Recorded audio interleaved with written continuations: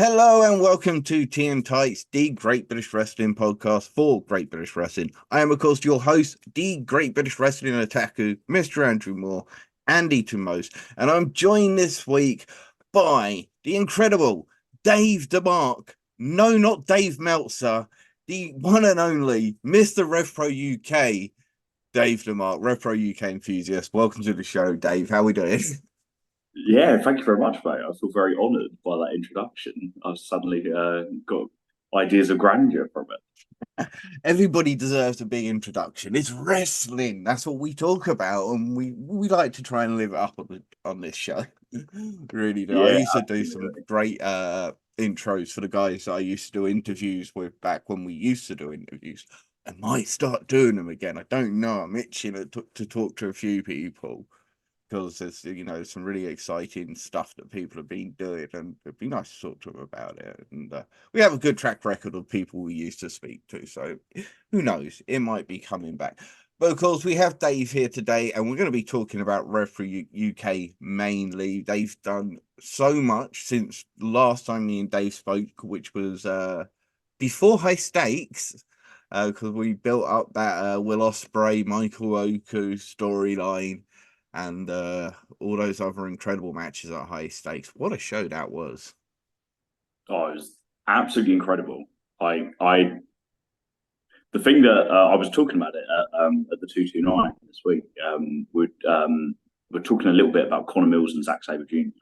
because Michael Oku and Will Ospreay was phenomenal. Obviously, I don't think people necessarily like take into account what it means. Like, I know, no, not everybody is like takes as much kind of like takeaway from Meltzer's ratings as other people do.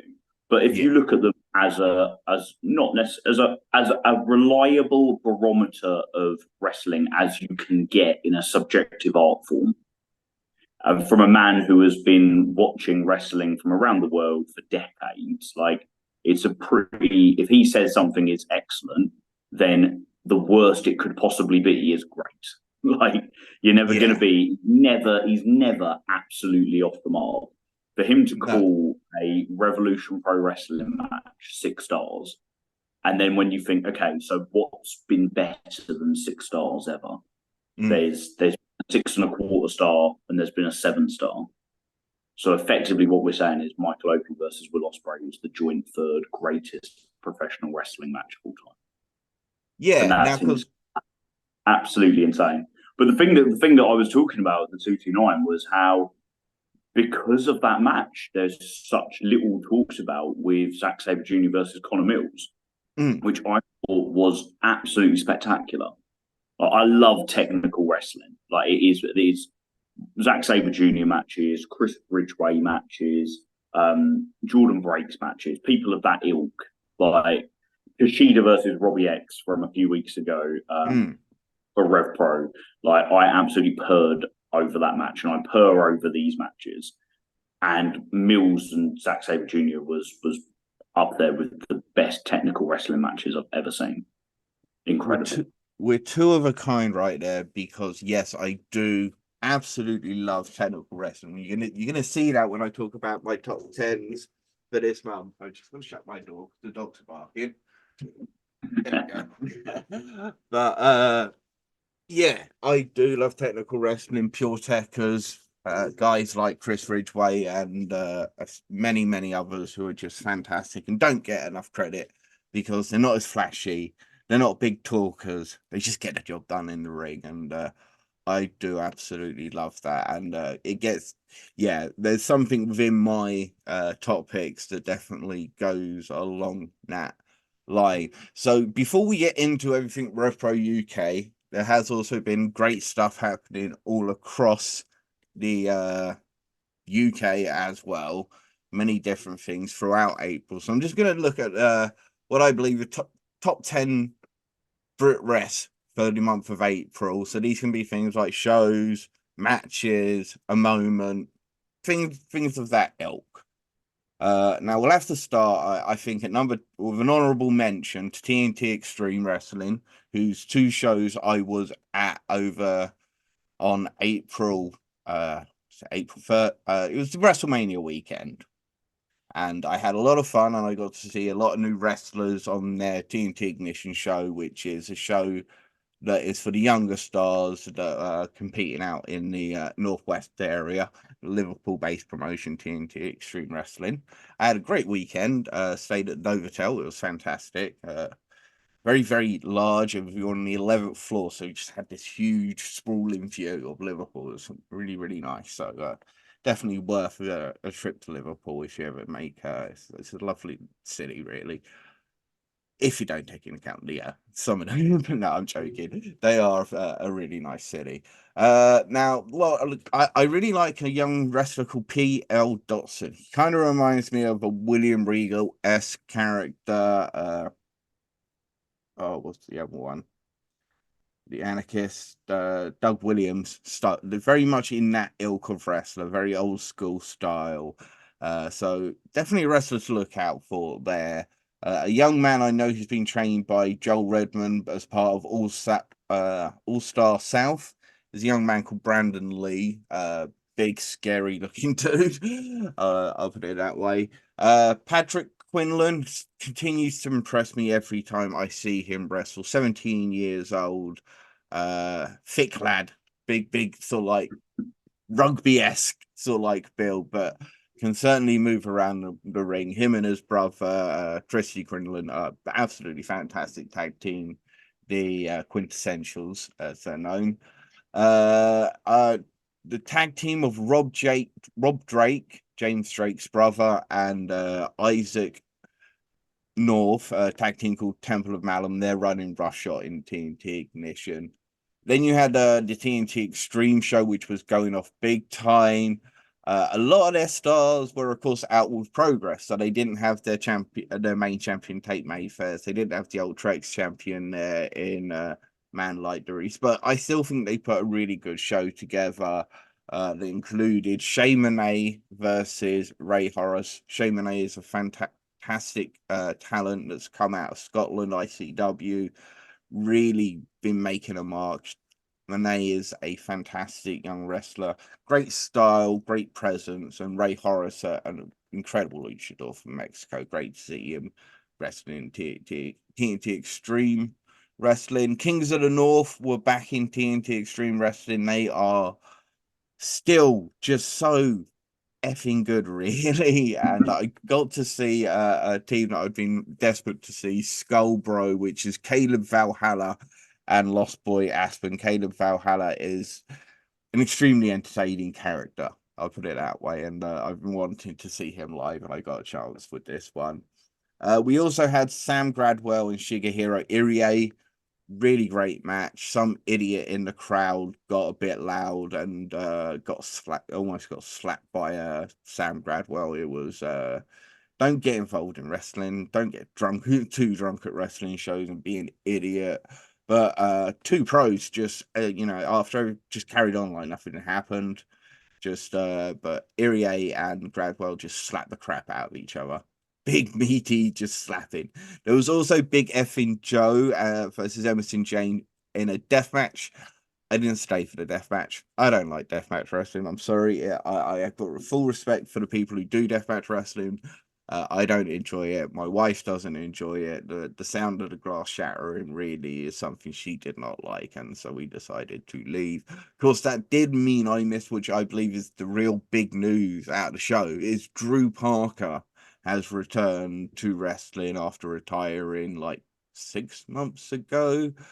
And I think he was supposed to stop deathmatch wrestling, but his first match back is going to be a deathmatch wrestling match, I believe, against Emerson Jane, and then he's going to be part of the deathmatch tournament. It's not my but I know lots of people love it. We had the last episode we did about a month back. Been out of whack with episodes recently. We'll get back in track, don't you worry. But we did what we called the Brit Wres fantasy draft. So we had a couple of people, other podcasters on, and one of them was Harley from Real Wrestling, and he put together basically an ultimate deathmatch wrestling roster with a few young talents from the Northwest scene.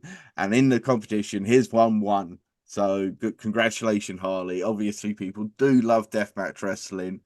I still think my roster was better. It had Michael Oku, it had Leighton Buzzard, it had Luke Jacobs, it had Cara Noir in it. It has so many great wrestlers, but so Deathmatch Wrestling it's not for me, but it's for a lot of people, and I can, like, people enjoy wrestling. They want to enjoy wrestling. I don't try to tear it down to say it's not wrestling. It's the form of wrestling.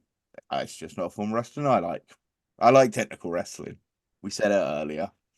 So, but on to my actual top 10 picks, and that would be Brit Wres stars all over the WrestleMania weekend. Whether it was the stars that have come from British wrestling or through British wrestling, through NXT UK, onto the big scene with WWE, the Ilya Dragunovs, the Gunthers, the Bait and Duns, the Drew McIntyres of the world that are just overtaking wrestling worldwide. British wrestlers do it the best. But on the independent scene, so many. Michael Oku defended the Rev Pro UK Championship against Titan. I do believe Yep. part of CMML. I can't remember which show that was. CCK reunited Kid Lycos with Chris Brooks. They took on Speedball and Mal from DDT. That was an incredible match. That was Defy Wrestling. Progress were out there. They were part of the GCW collective shows. It was a good show. Sanity won the tag team championships. Good. I love Sanity.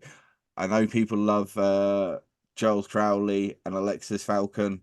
I also love Charles Crowley and Alexis Falcon. I just prefer Charles Crowley when he's Charles Crowley and Alexis Falcon is Alexis Falcon. I don't enjoy them as a team. I enjoy them separately. And I know I might be in a vocal minority in amongst this, but Alex Windsor was out there. Well, it was the weekend before, but there were a lot of Brit Wres stars all over WrestleMania. What do you make of that? Just seeing so many of our guys come through and be at the top. It's just one of those things. Like you just sometimes I feel really, really proud to see these guys that I get to see in St Neots and Stevenage, in Southampton and Sheffield, and all these places all over the UK. And then other times I kind of like almost tell myself off for kind of thinking on like that patronizing level of being proud, because actually they are some of the best wrestlers in the world. So of course they're going to be wrestling on the biggest scenes in the world. Yeah, absolutely loved it. Loved seeing Oku defend the Rev Pro belt abroad, because again, that's just something that hasn't happened for a long time with pandemic and a change in model, I suppose, from a rebuild, a kind of version 2.0 of all forms of Brit Wres following everything that happened in 2020. So that was absolutely quality. But yeah, I mean, obviously I am like the massive Rev Pro mark, but I tried to keep up with everything that was happening in all the different companies. I know the Blood Sport show got great reviews, and I had lots of mates that were sending me like ideas, like watch this match, make time for this match, and stuff like that. Really cool.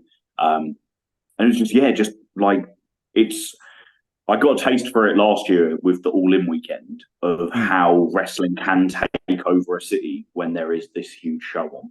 And I really understood for the first time probably ever what WrestleMania weekend really is.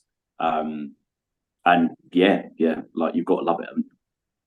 We need a really rich person to just invest in British wrestling and put because get Will Ospreay back in the UK. Did you know why the WWE is so big worldwide? Because America's so bloody big.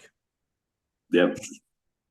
If the UK and Japan had the audience size of the United States, we could have a competitive promotions here in the UK and places like Japan. But the fact is, the USA is massive.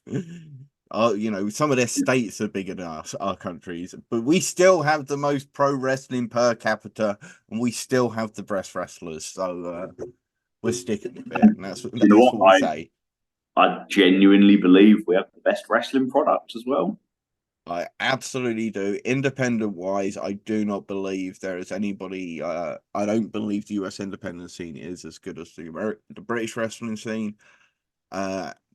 WXW Germany, I do love, and I think they're right up there.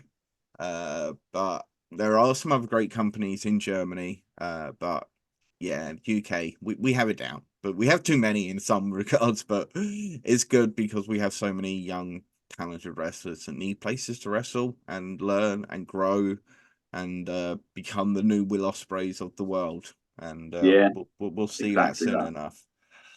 Number 9, Alex Windsor made her NJPW debut.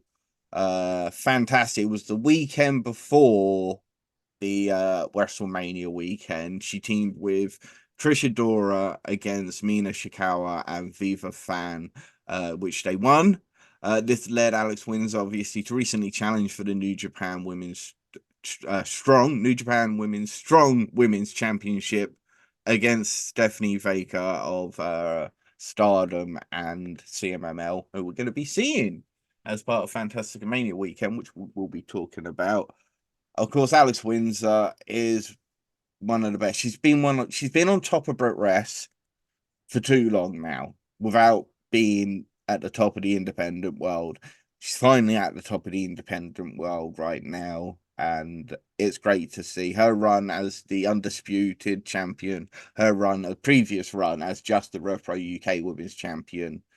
She's just a phenomenal wrestler, and love to see more of this. And hopefully it's just the beginning for her with companies like New Japan, maybe Stardom, and eventually AEW, where she can face Jamie Hayter because she deserves that match. Yeah, here.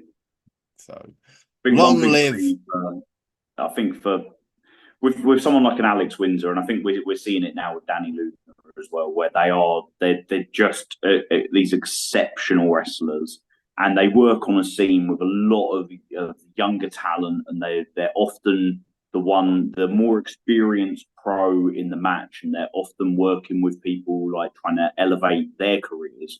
It's great to see them get their chance now to go out and wrestle people that are even more experienced than they are, even more wide known than they are, and they get the chance to raise their game to the next level as well. And so much love for Alex Windsor. So really pleased to see her doing well everywhere. Yeah, saw somebody say she only got the opportunities due to Will Ospreay. F you to that person. F you to that person. That is Also, like that absolutely. just goes to You show, don't know like, Alex Windsor if you say that. yeah, there's so much ignorance that goes into that statement, and it's so easy to say, like, you've gone for the lowest hanging fruit without even being aware of the other fruit that's on the tree. Yeah, it's just ridiculous. Okay, number 8, Alex Windsor versus Charlie Morgan at Pro Wrestling Eve. No time limit, no disqualification. Loser leaves Eve match, which was Charlie Morgan. It was epic. It was brilliant. It was brutal. And this was like the day after she had the brutal dog collar match with Danny Luna.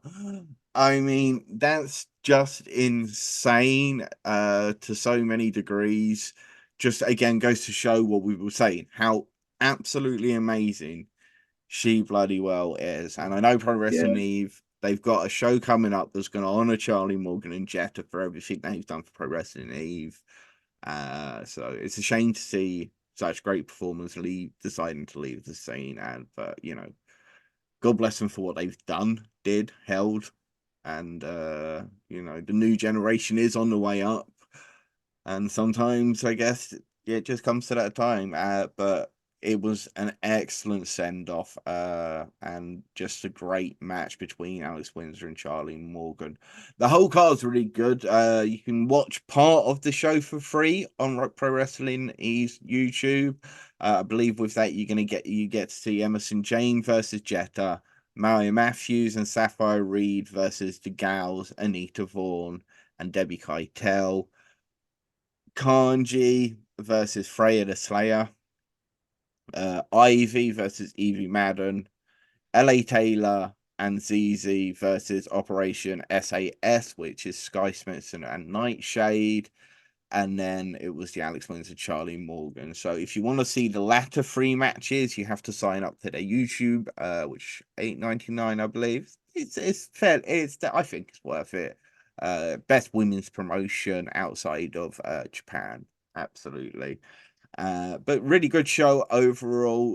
They were building to a huge storyline that's just kind of sort of climax at their last show, which was a cage match, a War Games match with the young upstarts versus the old guard, if you like, or the semi-old guard. It's a bit here and there, but it's been great, and I'll talk more about the actual cage match if we got time after Rev Pro UK, but definitely part of my top 10 for this month.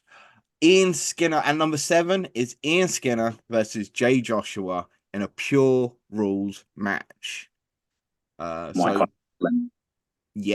Gary Ward helps with Rev Pro UK with Wrestle Carnival. He introduced the Pure Wrestling Championship because he was just a big fan of ROH, big fan of the ROH Pure Wrestling Championship. So he put this together.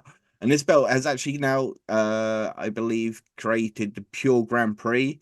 So it's a belt that can go to any company. Any company can have the Pure Grand Prix match and compete under the Pure Wrestling rules of the Pure Grand Prix, which are the ROH Pure Wrestling rules. But my God, these two, Jay Joshua and Ian Skinner, two of my favorite wrestlers, to be honest. Both of them made my Brit Wres draft as part of my 40. Fantastic. You can see it free on YouTube. It was part of Ultimate Pro Wrestling Spring Brawl, which took place on 27th of April. The full show is on their demand service, which is UPW Plus. Check their Facebook page or Twitter page, and you should be able to find it. Should be able to find the show. Also had Adam Maxted on the show versus Lance Cole. David Francisco was on the card against LJ Cleary, who was back over here from, I believe, just renewing his visa before he goes back to Pro Wrestling Noah. But good card overall. Nina Samuels was on there, and a few other stars. So well worth checking out UPW. But the Ian Skinner, Jay Joshua, they really made the pure gimmick rules work. You see people who can sometimes struggle with understanding how to do it, but these two really put a match together that just worked perfectly with the gimmick. And transitions, strikes, submissions, you would absolutely love it. I'll send you the link, Dave, because I know you'll love this match. Yeah, please do. I've never seen either. I'm aware of both through sort of like social media, but when I got into I got into Ring of Honor so late. I basically discovered the world of professional wrestling during the pandemic. Because we all suddenly had so much time, and I was just sort of like, what else is there other than WWE? It was like, wow, what's all this stuff? So that was when Jonathan Gresham was ROH Pure Champion, and he was just having all the like absolute bangers with people like Fred Yehi, and it was just like I fell in love immediately with the concept of this just really pure technical wrestling. I would love to see a technical wrestling match. I'm not a big fan of like introducing lots of belts into a wrestling company, but I would love, maybe it could be something that like Jordan Breaks could do with Cruiserweight Championship, to have a feud with someone where they have a pure rules match. I know that Rev Pro doesn't really do gimmick matches very often, if barely at all. But I do feel like a pure rules match is a safe gimmick that they would feel comfortable doing. And from listening to Andy Coulden on podcasts in the past, I know that he's a big fan of technical wrestling as well. So maybe one day I will keep my fingers crossed. But yeah, I'd love to watch that one if you could send me the clip. Yeah, give me an idea for my estimate of what the anniversary show might look like. Actually, we'll get back to that. CPF in France is my number 6 pick. Or I should just say CPF taking over Europe. They are so over in Europe, in Germany, in France, in Belgium in particular. But I'm really talking about the fact that they represented Banger Zone Wrestling in their Banger Zone Reese wrestling combination show, which they did during the Backlash weekend in France, in Lyon. So the night before Backlash, Banger Zone and Reese Wrestling put on a show. They were part of the Banger Zone Wrestling team in an 8-man tag with Sweet Boy MBM, known as the Rival Team, alongside Ultimate Sombra. They took on the Reeks Wrestling team of Tom LaRufa, who was a former WWE star apparently, Antoine Bernard, and La Enfance du Terrible, which is Georges Balzac and Tom LaRufa. Oh no, sorry, it's Georges Balzac and Georges. I've lost the guy's name. Gustave Lebrun. Sorry. So, but very good tag team actually. I'm a big fan of them. But what I'm talking about mainly is there's a show available now on Fight TV. It was Banger Zone, and it was a CPF in a ladder match against L'Enfance de Terrible and VVC, the Vlamas Catch Co Elite. And the crowd reaction to CPF was just nuts. It really was. The Belgium fan base, the French fan base, because they work both France and Belgium, do Banger Zone Wrestling, and they just got such a pop. And it was just this dueling chant with CPF versus Enfance, and it was just absolutely fantastic to see. Great to see. I Just Joe Lando, Danny Black also drafted them to our team. Guys that we've had on this show. Just Joe Lando's been on our show 3 times. Danny Black's been on our show twice. Really great lads, really great young lads. Don't get enough in the UK. It's ridiculous how little they work in the UK and how much they work in Germany. And I know they've got a US tour booked for August. So CPF taking over Europe is my top 6 pick. Very, very Moving, good. I saw moving on. the Oh, I yeah, saw the sorry. clip. Sorry, I saw the chants that you're talking about on their Instagram pages, on Joe Lando's and Danny Black's Instagram pages, and they just like what a crowd they had, like so just absolutely alive for the wrestling, and it's just great to see like a couple of British lads getting these huge reactions across different countries. It's you love to Absolutely. see it. There's a similar thing with a young lad called Corey McRae Yeah. in Germany, and I think it's Unlimited Wrestling. They absolutely love him. But he's a really good young performer. I'm a big fan of Corey McRae. Talented technical striker and submission worker. So you'll like him eventually. At number 5 is Attack Pro Wrestling and their Club 100 show. And this is for a match between Leon Cage and Kurt Atlas. 2 very young wrestlers put on an absolute banger for the I believe it's the New Wave Wrestling Championship. And I just looked at, I mean, you're just seeing 2 guys that are going to help carry Welsh wrestling for the next few years, alongside James Ellis and another young high flyer, Shane Hooker. I would almost call these guys the 4 pillars of new Welsh wrestling. You've got the old guard, you've got the current guard, and these are the guys that are on their way up, and real great example of that in that match. You also got on that show Shane Hooker versus Mark Andrews, which is just a battle of generations who do, Shane Hooker is a young Mark Andrews. Mark Andrews is a future Shane Hooker. So great to see that type of thing come down. So that show is available for free on YouTube on the Attack Pro Wrestling show.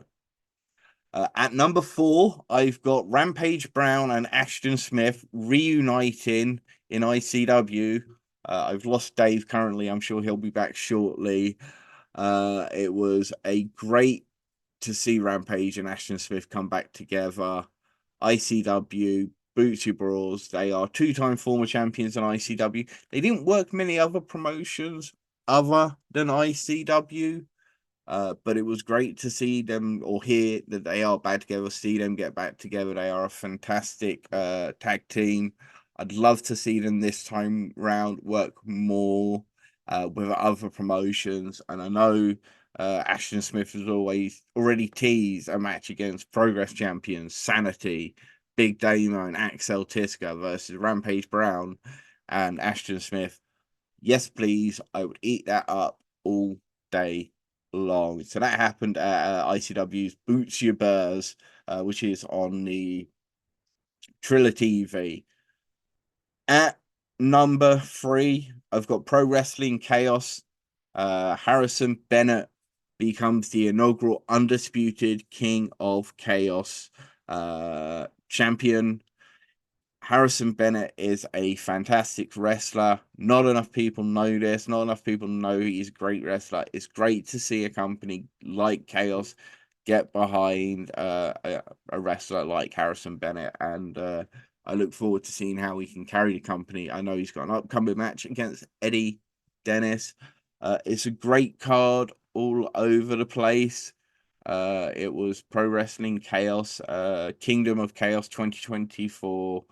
A great show that also had Leon Cage defeating LJ Cleary.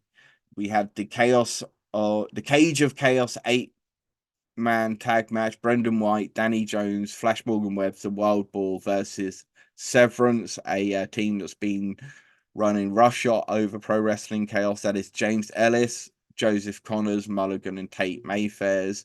They've completely split. Great to see Brendan White return to Pro Wrestling Chaos after he had a great rivalry and storyline with Flash Morgan Webster that saw him get kicked out of Chaos.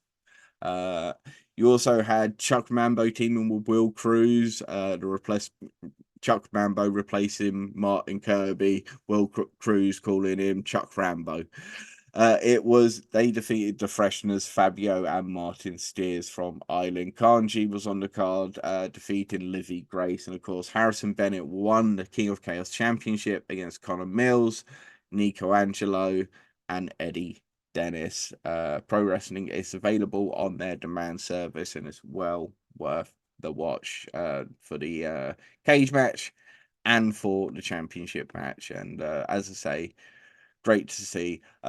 We've got the returning Dave. Hopefully he's back with us. Your mic's off at the moment. You got your mic on at the moment? Well, that's a rookie mistake. There we go. I looked back in, all my settings have changed. But yes, my track record of technical issues in podcasts and my nightmare continues. But yes, hopefully I'm here to stay. Hopefully. So what I said was number 4, Rampage Brown and Ashton Smith reunited as a tag team in ICW, and I'm hoping to see them more. At number 3, Harrison Bennett has become the inaugural undisputed King of Chaos. He deserves it. He's a great wrestler. It's great to see a company get behind somebody like Harrison Bennett, and that's happening. Attack Pro Wrestling is Jay Joshua becoming the Attack Pro Wrestling champion. It happened during their WrestleMania 2 nights show over WrestleMania weekend. It was a great match between Jay Joshua and Nico Angelo, 2 guys who again are brilliant wrestlers. Not enough people know they're brilliant wrestlers, deserve more attention. So again, great to see a company like Attack getting behind those type of guys. So my number 1 is the NCL Cup North Wrestling. Miles came in, won the actual cup. Gil Blanc went from was the finalist. He was beaten up before the final by Josh Kemper. Some great matches. Gil Blanc versus Jordan Oliver was insane. I thought Henry Faust versus Jordan Oliver was also really good, as well as Joe Wade versus a Gil Blanc. That was really good. That's available on Triller TV. I really recommend you go seek it out.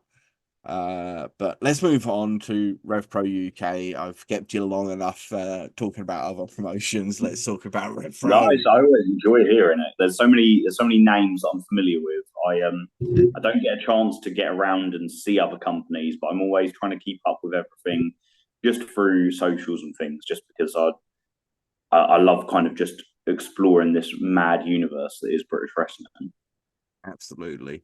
And with North, Leon Slater's current champion. There's some dissenting ties with a man like the Reese, because Boisterous Behavior tag team, they were the former North Wrestling tag team champions.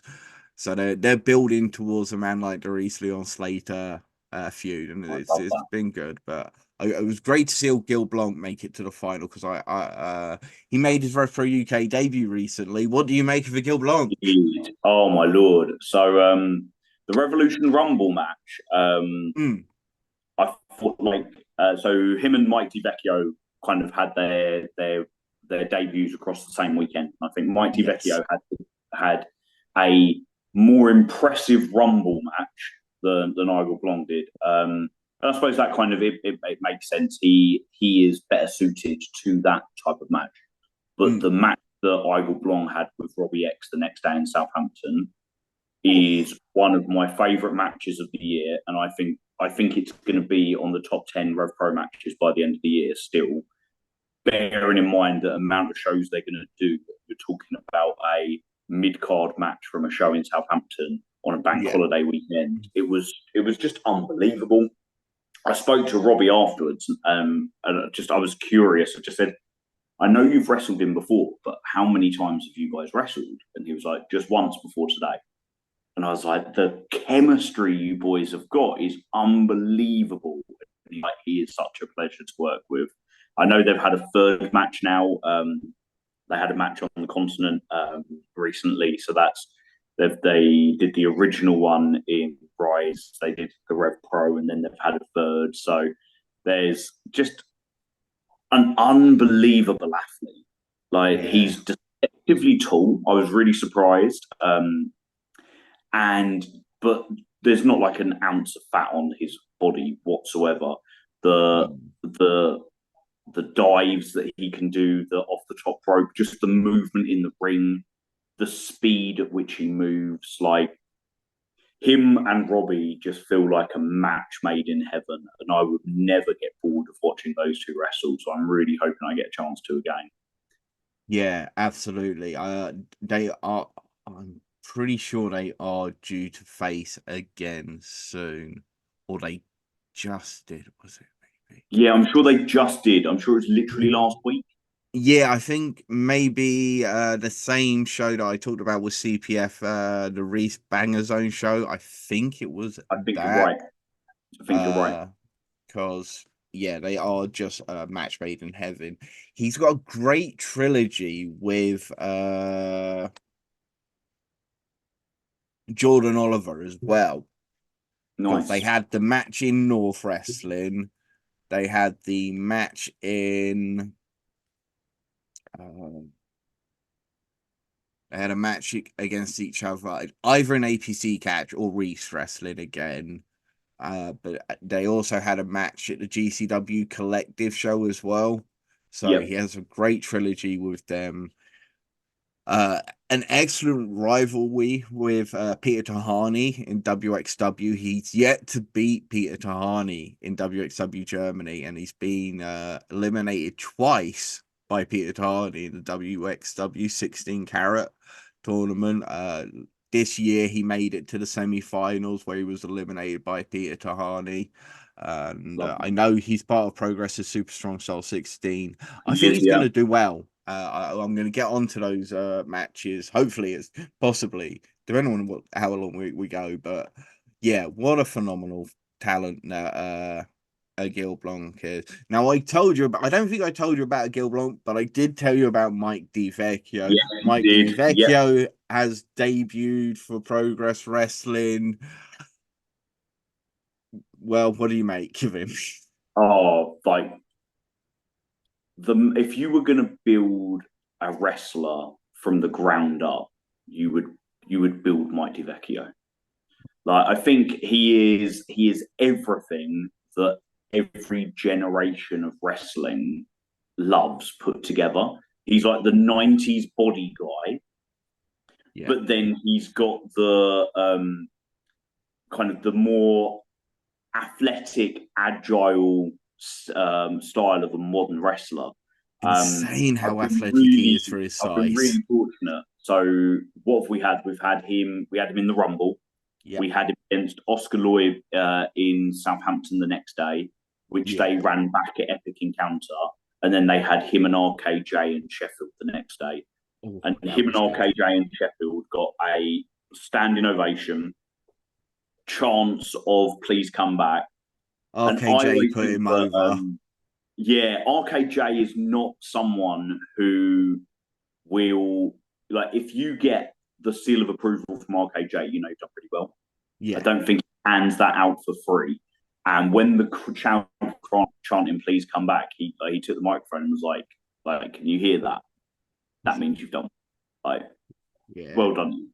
And what a lovely fella as well. Both of them are. I got to meet both of them over the weekends, but I got to meet Mike a few times, and he is just the nicest man in the world. So loads of love for Mike DiVecchio, and I've already got a kind of a list of people that I would love to see him in a Rev Pro ring against that I'm hoping will come over the next sort of 18 months or so. Yeah. I always love when I see guys like a Gil Blanc and Mike DiVecchio because I've been singing their praises for a couple of years now, and I love now seeing them coming into the UK and just showing exactly what they can do. And I love seeing that when you like these guys are going to be great, and then these guys they prove you're right, they're going to be great, and they are Absolutely. phenomenal talent. So I look forward to seeing many more of them. Of course, Luke, poor Leighton Buzzard. Yeah, Paul Leighton Buzzard. Very, yeah, that was tragic. It really Um, was phenomenally talented, was really taking off across the UK, Rev Pro UK included. and But such a horrific injury as well, because yeah, it's one of those ones as well where it's like it didn't come because of anything that was, botched or badly done. It just came from a, a twist. That yeah, could happen to anyone at any point in any training or any match. But it happened at York Hall, and it happened at the biggest match of his British career, and I really felt for the guy. I will say though, like, he's done so well. He is everywhere. He yeah. was at the 229 on Sunday. He was at the 229 last month. Is he the general manager up at Of TNT? TNT Extreme Like, Wrestling, he's he's doing really, commentary. he's not. It would be very easy to be down on your luck and feeling sorry for yourself. And I mean, I would be, like, rightfully so. There'd be no judgment if he was just taking some time away to, kind of heal up. But he's putting himself prominently in everybody's minds every week. And there's a really interesting story in Rev Pro with him even now, because he's Yeah, he's looking to he's be a kind of trying to manager. take Cameron Kai under his wing, and like, that's like, I love that. It's such a wrinkle, but also this could be a really good thing for Cameron. You know, The captain and his crew. yeah, exactly. Like, and like, Leighton is such a good worker. Like, he's such a good talker, and that if you give him some lemons, he'll make lemonade out of them. Mm. And that's something that can only benefit Cameron, because he is an incredible talent. He just needs at the moment that kind of bit of storyline direction, other than just being like the young kind of protege finding his feet amongst the big men of the company. So yeah, I'm really excited for that. Yeah, me too. And as you mentioned, yeah, he did commentary for the Jay Joshua Ian Skinner match, actually, as part of Ultimate Pro Wrestling. I know he did the commentary for Pro Wrestling Chaos as well, the Dark Road to Chaos, the one I mentioned. Yeah, great talent, great talker. I really like this. I'd be interested to see, yeah, as I say, a captain and his crew kind of thing going on. What else we had? Obviously, Leon Slater picked up a big win over Josh Alexander at the Rumble. Huge, Yeah, great match. He's doing so well in TNT Extreme right now. That match with Josh Alexander shows he's already ready to compete with the big boys. As part of our yeah. draft It's one of episode. those. It felt, like, when he lost the title to Jordan Breaks. It was a real, like, I don't think anybody saw that coming. No. And it was one of those moments where it was really organic because Jordan Breaks sold looking really surprised at his victory, and the crowd mirrored it with genuine surprise. And there was a lot of kind of not negativity, that's not the right word, but a lot of concern that maybe that's because we're not going to get to see Leon very much in the UK anymore because there's going to be bigger opportunities for him stateside. But he's been on loads of shows since, and he's been booked really strongly. He hasn't picked up another defeat since that one. But yeah, I'm really interested to see where we'll go with Leon. And I very much like wrestling to be as sports orientated as possible. So for me, for a wrestler to have quite a short reign where they didn't get all the big moments is absolutely okay, because not everything can be a perfect fairy tale, because that's not what happens in sport. I just hope that him having a short run, he didn't actually defend it successfully once. It was his first defense was him losing it. But if that then means that that's part of a longer term story with him, that's something we refer back to, then fantastic, because we always praise these big companies for their long term storytelling, but actually, like the British wrestling companies are doing it all the time as well. You've just got to keep up with the stories and pay attention to the details. Yeah, that's absolutely the case. And when you look at Jordan Breaks and Leon Slater, stylistically, they are so different.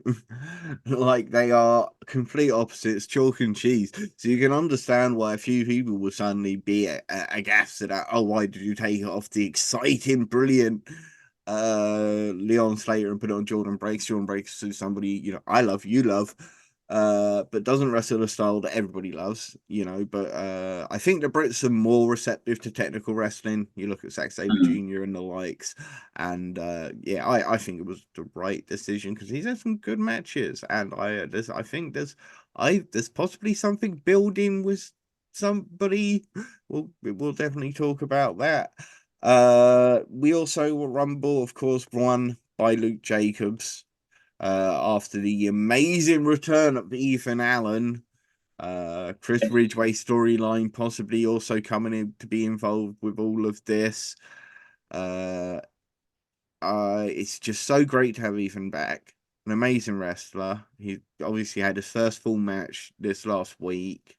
I'm assuming you were there live, so Yeah, and they got the headline slot as well, him and Jordan Said, which I don't. I very much feels like I don't think that was the original plan. I think it was going to be Danny Luna and Rio for the championship, but Danny Luna couldn't make the show.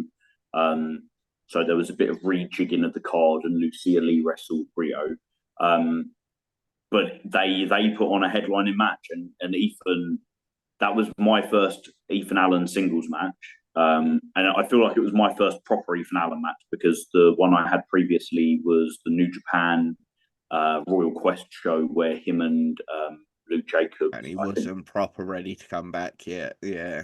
It was his first match on the first attempt at coming back, and it was a lower card match on effectively, on a Japanese show that's to build up Japanese talents and to showcase them. So it wasn't, it wasn't the 20-minute match that he had with Jordan on Sunday. But I think Ethan Allen is going to be one of my absolute favourites, because the lad, exactly what we've been talking about, he is a hard-hitting technical wrestler, and I absolutely loved his match. And also, like, lovely to see Jordan Said getting his moment as well. Like, he is an official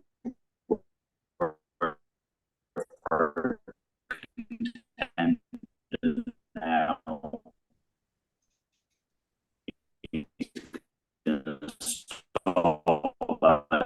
journey and hopefully get to the biggest scene in referring.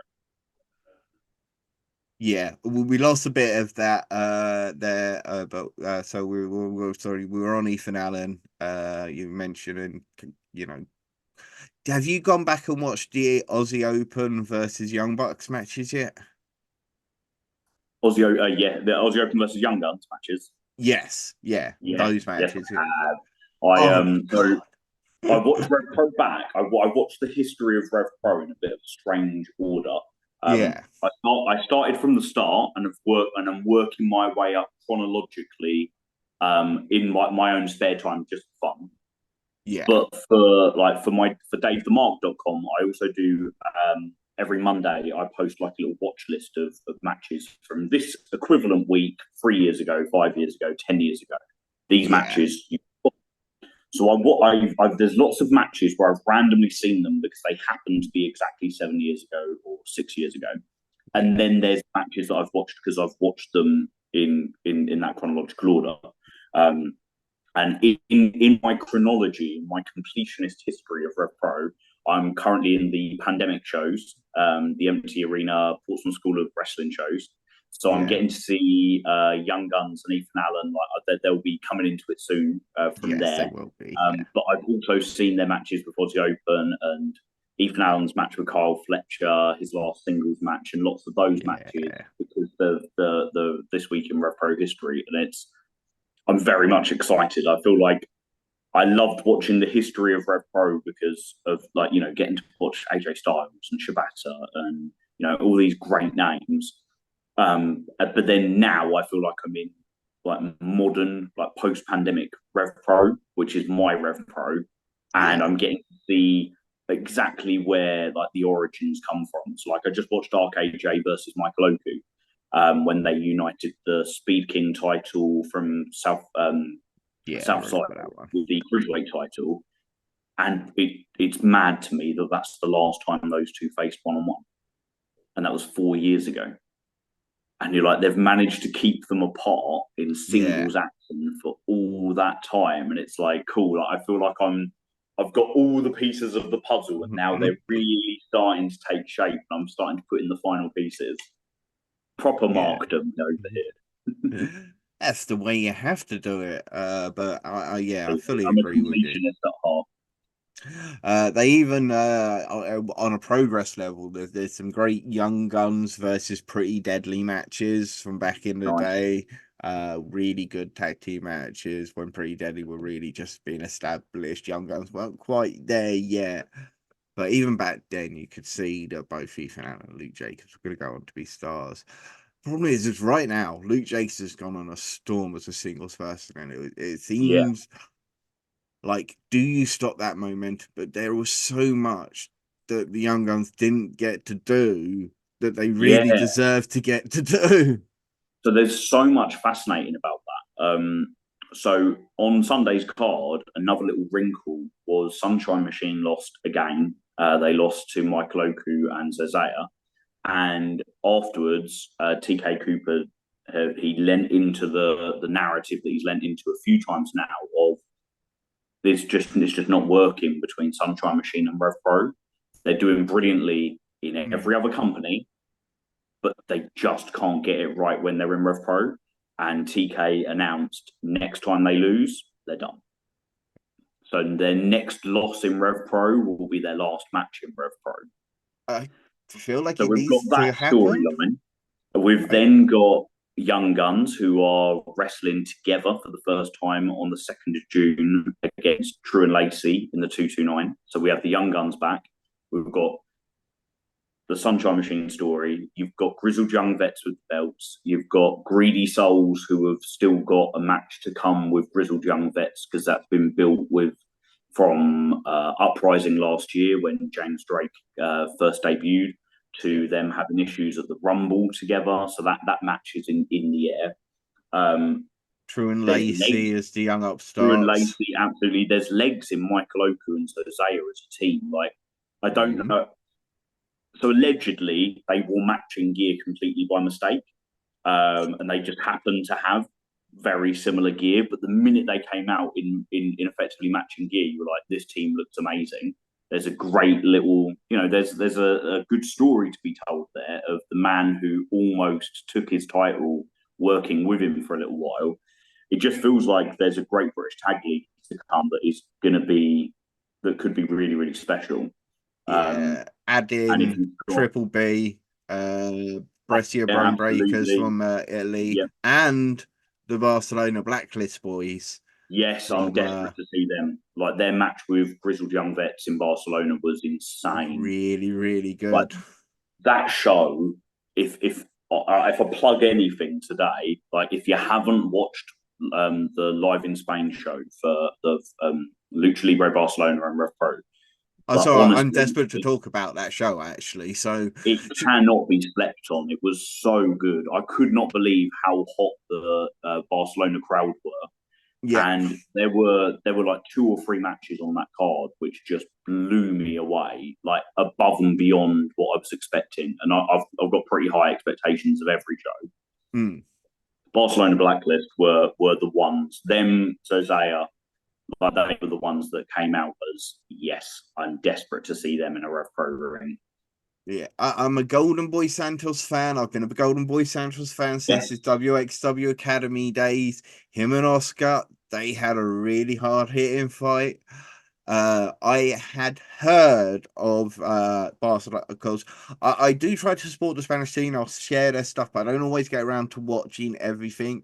But I used to have a Spanish colleague at Body Slam when I was working with bodyslam.net, and the names that he once wrote an article, and it was he mentioned Joey Cito, Ika Navarro, Yep.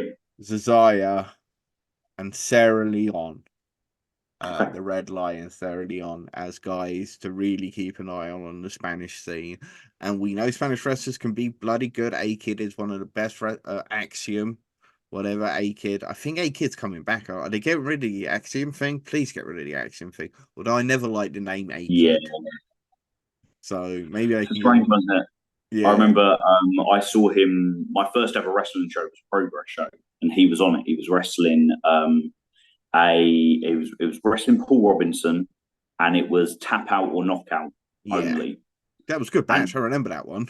I mean, like this is one where I'm going to really kind of like highlight my ignorance to wrestling at the time, because when I saw the poster, I literally read it as Paul Robinson versus A Kid, Yeah. and you're like, That's why you well, can't have a name A-Kid. that doesn't sound particularly impressive. And then I watched him and was like, well, this dude's awesome. Yeah. But yes, yeah, the Axiom could definitely go. I Yeah. think you'll really like the fact that Rev Pro are leaning into the history between Oscar and Golden Boy. Yes. Yes, they So really on are. Sunday, Golden Boy wrestled RKJ in the first half of the show. RKJ defeated him, and Golden Boy went for the handshake. RKJ ignored him, mugged him off, and left the ring. David Francisco came out and tried to pally up with his fellow Portugueseman, saying, you know, that's what it's like here in England. That's what it's like with these British wrestlers. And Golden Boy wasn't really having any of it. But then later in the show, after Leon Slater beat Oscar Lloyd, Francisco came out and attacked Oscar. Golden Boy came out and at first looked like he was coming out to save Oscar, and then turned on Oscar. And since put out a really good Instagram post of effectively just reminding everybody that him and Oscar have got a long history. So it's no surprise he's come into Rev Pro and gone after him. And hopefully that means that our Golden Boy Santos match from Sunday is going to be the first of many. Yeah. He's been doing really good stuff with OTT in Ireland. I know Yeah, he's yeah, had a good run with Ireland, but of course they're part of the EU, so they don't have to get a visa for him. Unlike us here in the UK, you have to get yeah. visas for European wrestlers that they didn't used to have to get. And European wrestlers cost more than they used to because of that. Screw you, Brit. Yeah, Why do we do just it? like what? That's just another kick in the teeth from Brexit. Yeah, That isn't it? Yeah, really, really is. it's going to take everything from us, including our wrestling. Yes.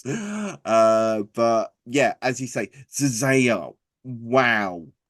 Yeah, just wow. Like Yeah. he, what have we had? So I got to see him wrestle singles with Michael Oku in Stevenage Epic Encounter for the championship. That was Yeah. phenomenal. He wrestled Sheffield the next day as well, and then he was back again on Sunday. He's at Fantastica Mania next week. Like it very much feels like they realised that there's magic in a bottle in Cesaro, and that we're going to see him a fair bit. They've been playing up the A-Kid connection on their Rev Pro On Demand, the fact that Yeah. he was trained originally by A-Kid. He also has that he's a proper wrestler, he's an amateur wrestler, and you can see that in his style. Yes. And very slim, tall, athletic.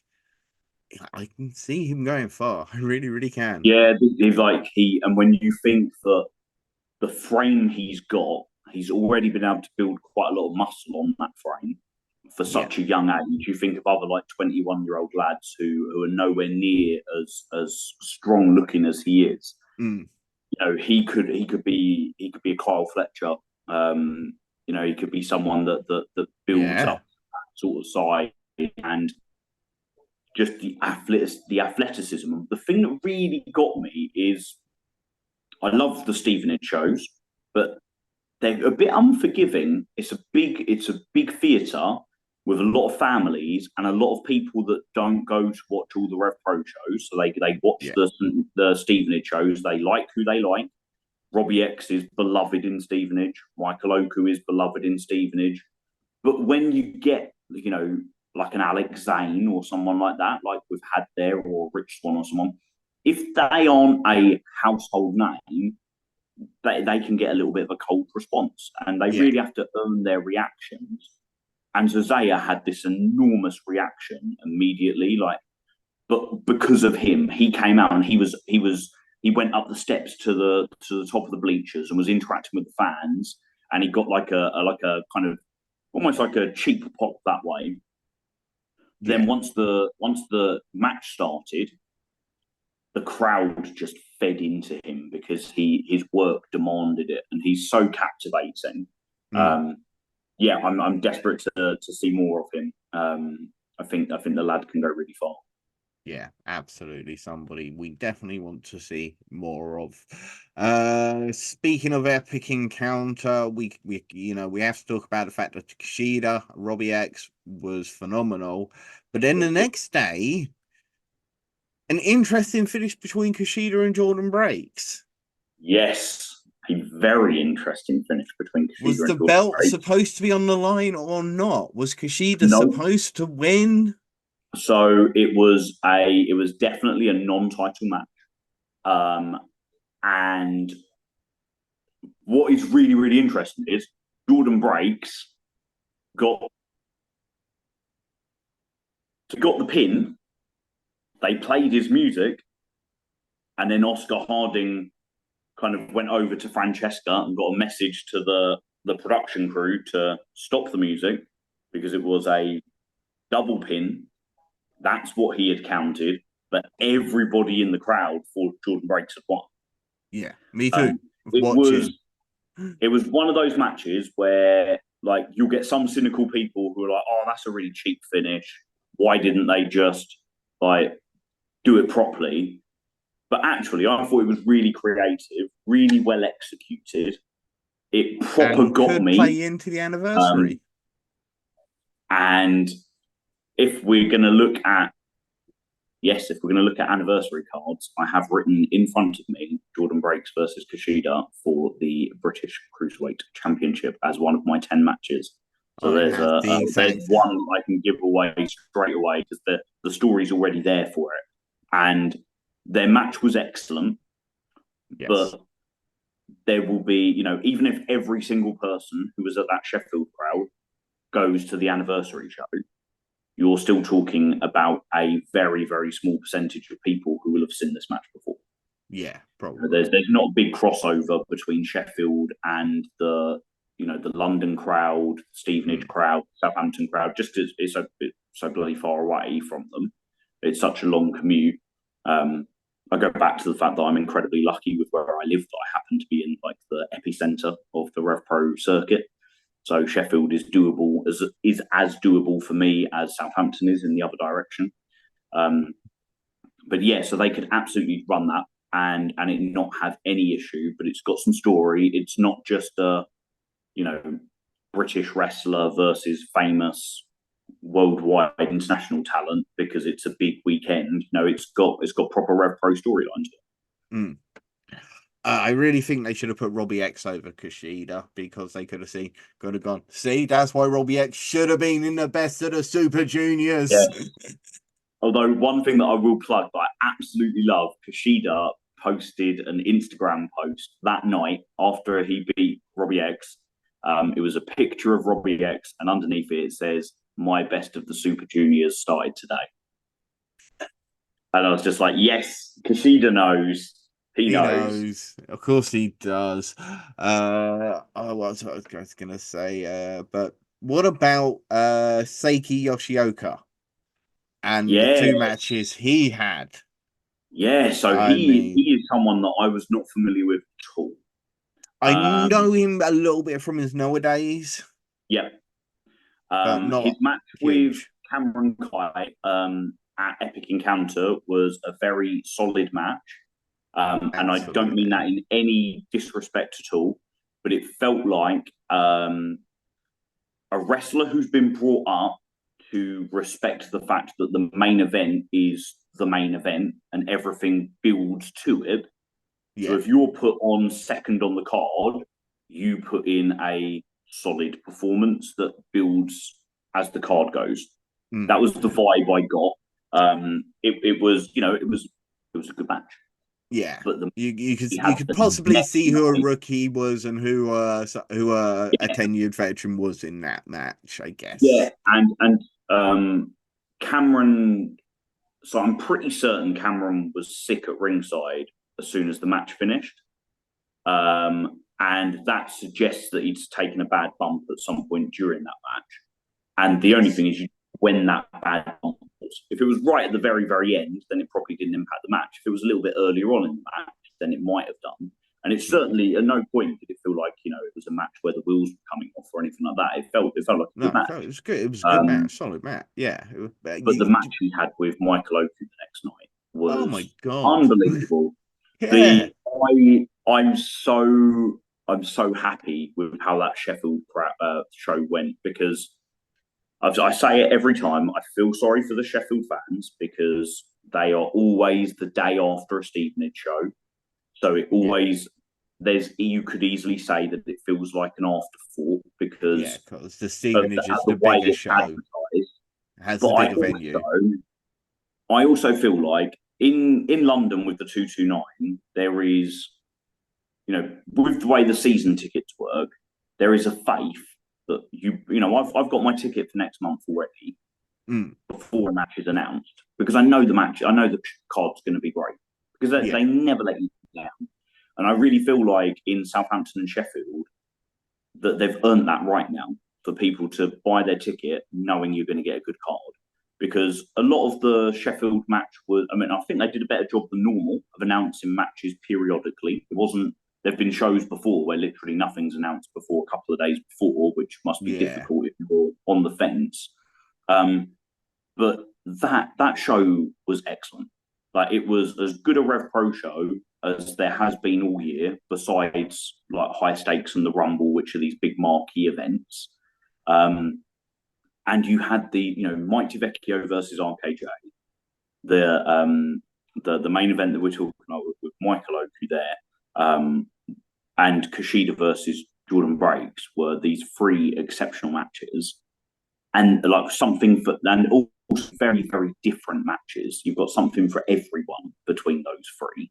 Yeah. And then everything that was built around it was also brilliant. The Chris Ridgway and Connor Mills I versus was going to JJ say Dow and Ridgeway. Rob Yex was just sort of carnage and fun and like good like story which ties in with what's happened before and what's happening next with the fact that Connor Mills is just an arsehole who hates everybody and everybody hates him. He's getting his business in with everybody. You had Ethan Allen's return. Nightshade and Lucia Lee had a really like good undercard match. David Francisco and Oscar Lloyd was a really good opening contest in the sense that it was story driven and entertaining, but it didn't outstay its welcome. Zazaya and Will Caven, I still I stand was by the fact about that to I say think, this really showed what Zazaya, because it's easy to yeah, have a great match, Michael Oak. Michael Oak is going to have a great match with anybody, but he had a good match here with Will Caven, who is not Michael Oku at the end of the No, day. no. And And I I stand by the think fact. that's when you I think Will know. Caven. But I think Will Caven, I say this all the time, I think he's the most underrated wrestler in Revolution Pro Wrestling. Yeah. I think as a everything that he does is good. Like there is not a weakness in that man's game. Mm. And like I say, everything that he does is good. I mean, everything that he does is good as an absolute baseline. There's a lot that he does that is way beyond good. His chair shots aren't particularly great. There is that, and I do feel like there's moments like that in the lad's career where that still sticks with him. That still you still hear chair shot Caven, and I just feel completely sorry for him because it's like Oh no, that's we're mean. defining a lad by a mistake, but it's sort of like it's Titus O'Neil, isn't it, with Yeah. the slide down the ramp at the big Look, Saudi Arabian rumble they did. it's okay to But make yeah, jokes on yeah, podcasts, but not at shows. yeah, exactly. Yeah, you can say we can have like a bit of banter about these things, and we can all we all love taking the Mickey out of ourselves.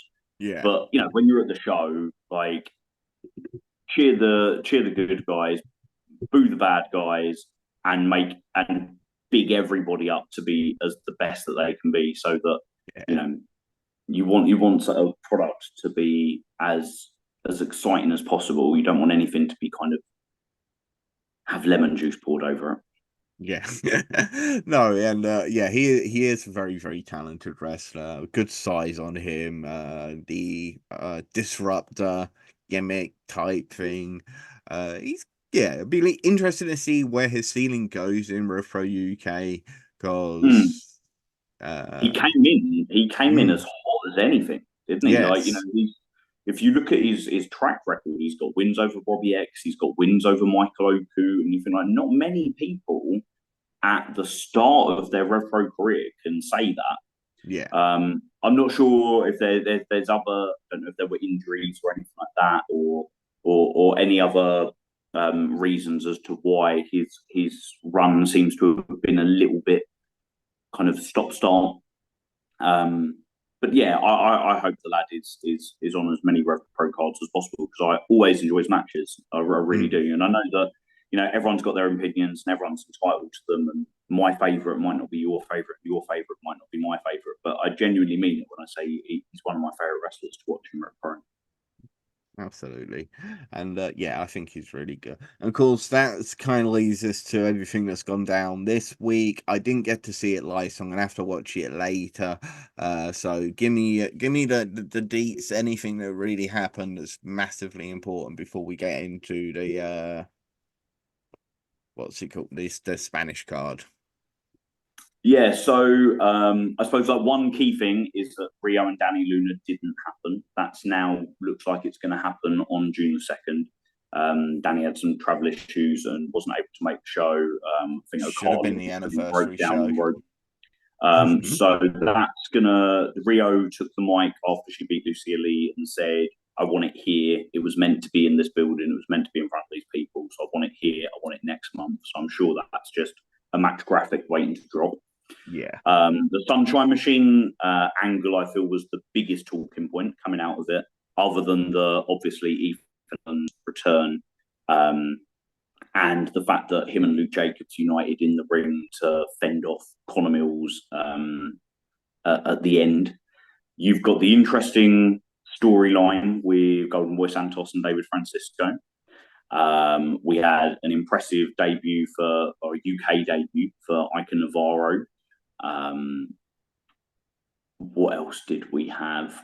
We had some really a solid match for Luke Jacobs and Cameron Kai, really hard hitting stuff.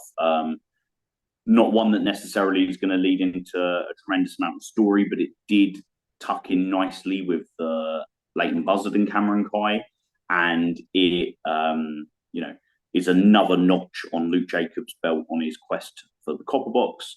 And yeah, all in all, it was a really, really impressive show. It's always good fun at the 229.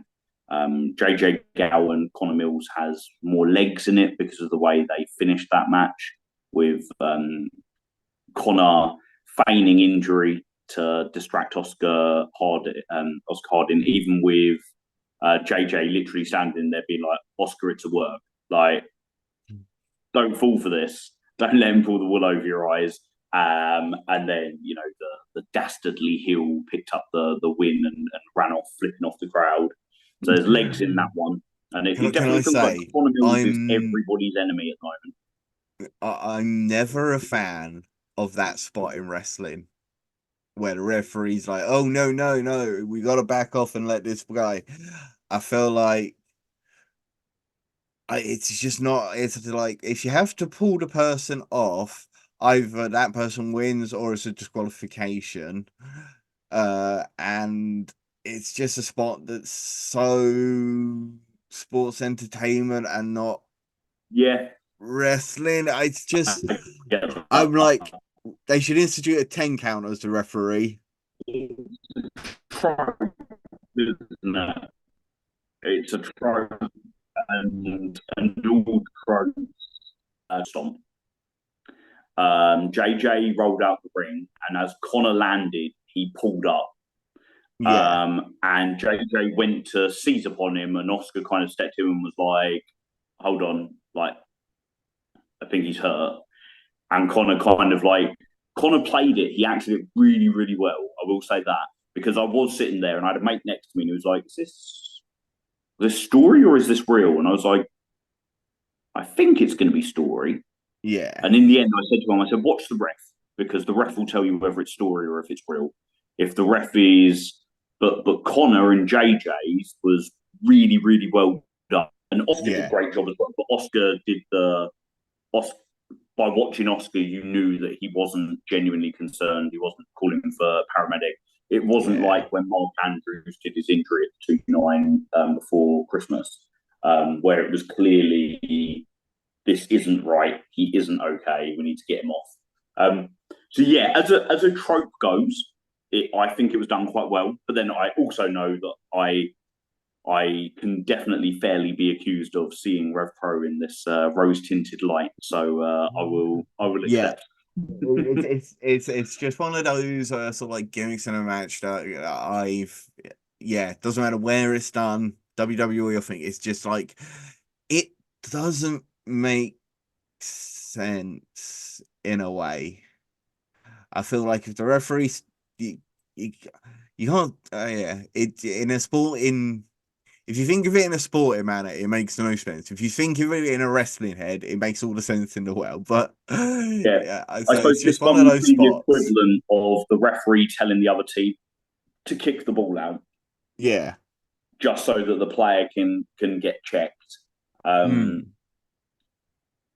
But it is, I do think JJ did it well. But I do know from people in the crowd, there were a few people who were like, that was a bit disappointing end to the match. But at the same time, the way I look at it is that means it's going to carry on. And I really enjoyed the match up until that point, and I'll be there to watch the conclusion of that match, which is the benefit of getting to all the shows. I'll get to see it eventually. Absolutely, I'm sure it'll come about. Now, Fantastic Mania is the big show that is happening. Is it next weekend? It is, isn't it? 19th? Yeah, Sunday, double bill.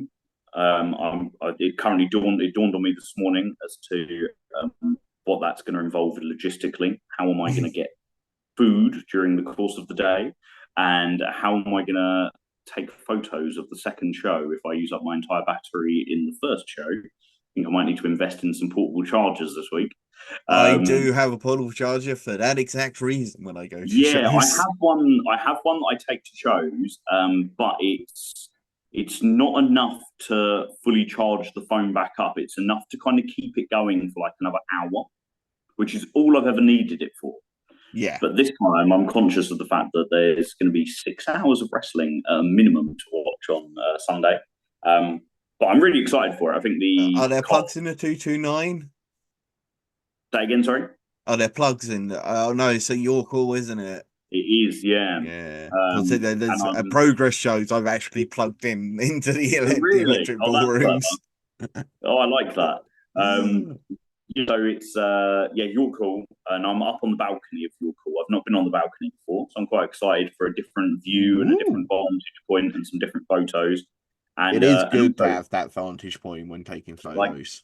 well, the ring ropes are like a photographer's nightmare. So Mm, this negates that, but also yeah. like what a bargain! Like I couldn't because I was umming and ahhing about what I would do for it, into how much I wanted to spend across the two shows. Yeah. But the minute I saw that, I think I paid 50 quid for both shows from the balcony. I was like, well, I can't complain at that in the slightest. You know, No, £25 not a show, and really. you're getting to see some of the best wrestlers in the world, and some really unique matches that you might never see again. So, yeah, Yeah. really excited. So I know you just published an article for people to let to give a background to a few of the CMLL guys. So hopefully you're going to be giving us some Yeah, so details on that. I broke it down a little bit by like it's one of those things where I mean I'm no expert on every single one of these wrestlers, and I won't claim to be. No, And similarly, how much of it is going to be sort of relevant for this one-off show? Like you don't need to go into huge amounts for each wrestler and their backstory. So no, what I tried to do with my kind of like introducing the stars of CMLL was to just give everybody a bit of an idea of who's a big deal, who's a main event wrestler, who's not. So what I did was I broke it down into the name of each wrestler, their character in a nutshell, which is really good in Mexican wrestling because normally their nickname course, tells you yeah. everything. From that, you can work out who's the good guy and who's the bad guy because they use colors really well. Some of And these guys then, wrestled on AEW very recently as well because they yeah, had a few joint absolutely. shows.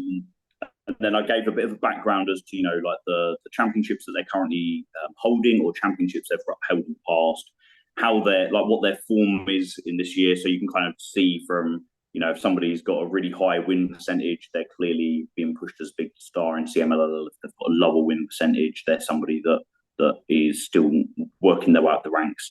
And like if you're interested by this person, here's a match that I recommend for you to go and watch.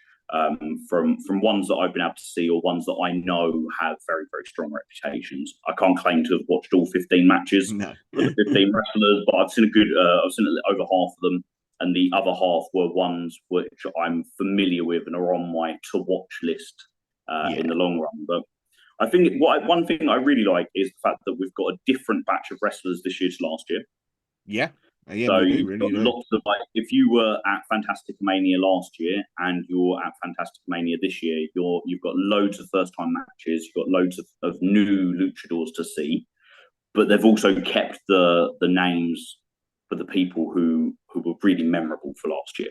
Yeah. Hechicero's back, Atlantis Junior's back, Mascaro Dorada, who I don't believe worked. No, he didn't work Fantastic Mania last year, but he worked the British J Cup. So Yeah. he's back. Last year we had Titan. This year we've got Mystico.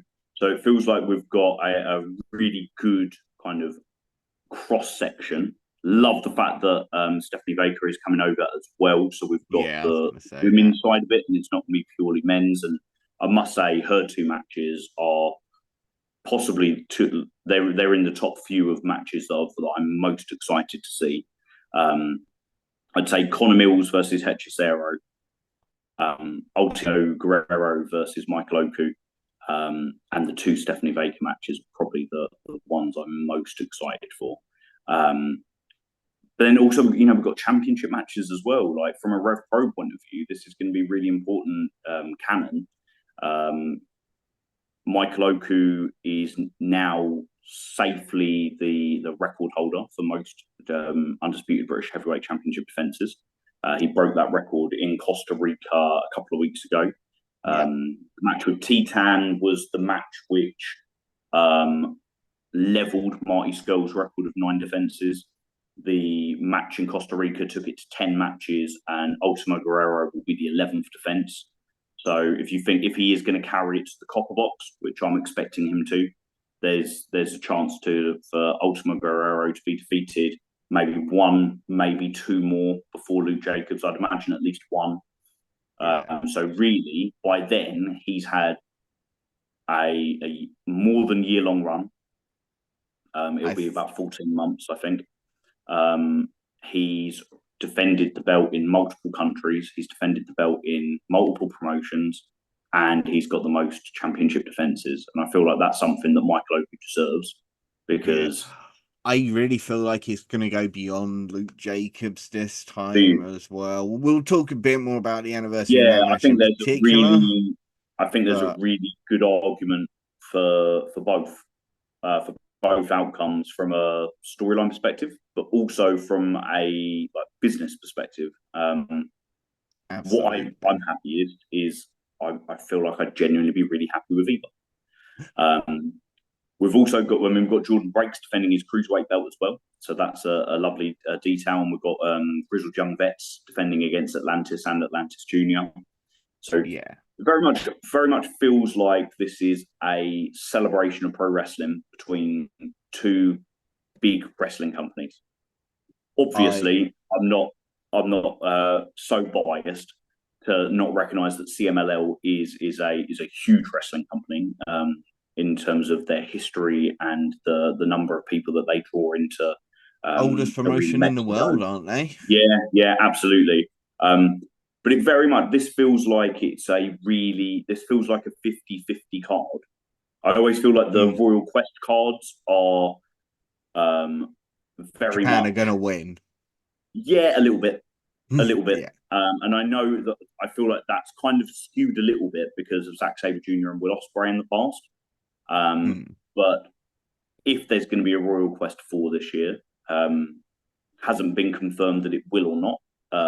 But if there is, you got to assume Will won't be there. That Zach will be on the card and it will be prominently placed. And Yeah. then I suppose that even then, actually, it will Gabe still Kidd. it will have to feel like it will still feel like a Rev Pro the collaborative event because Driller Maloney, Callum Newman. Yeah. Driller. Kira. um, even when you've then got big parts of Rev Pro history with ELP, Gabe Kidd, Callum Newman, Jeff Cobb. Jeff Cobb, yeah, absolutely. Literally watched Jeff Cobb versus Dunkzilla Davis yesterday. That was on this year in Rev Pro with Kyle Fletcher on that one as well, and it was Yeah. yeah. So I feel like this Fantastica Mania feels like a really even tie. I feel like there's going to be lots of showcase moments for Rev Pro talent, which I'm excited for. Lots of new faces to see. A great afternoon and evening of pro wrestling. And something else that I'm really happy with is I know there are lots of people that can't afford to go to both shows.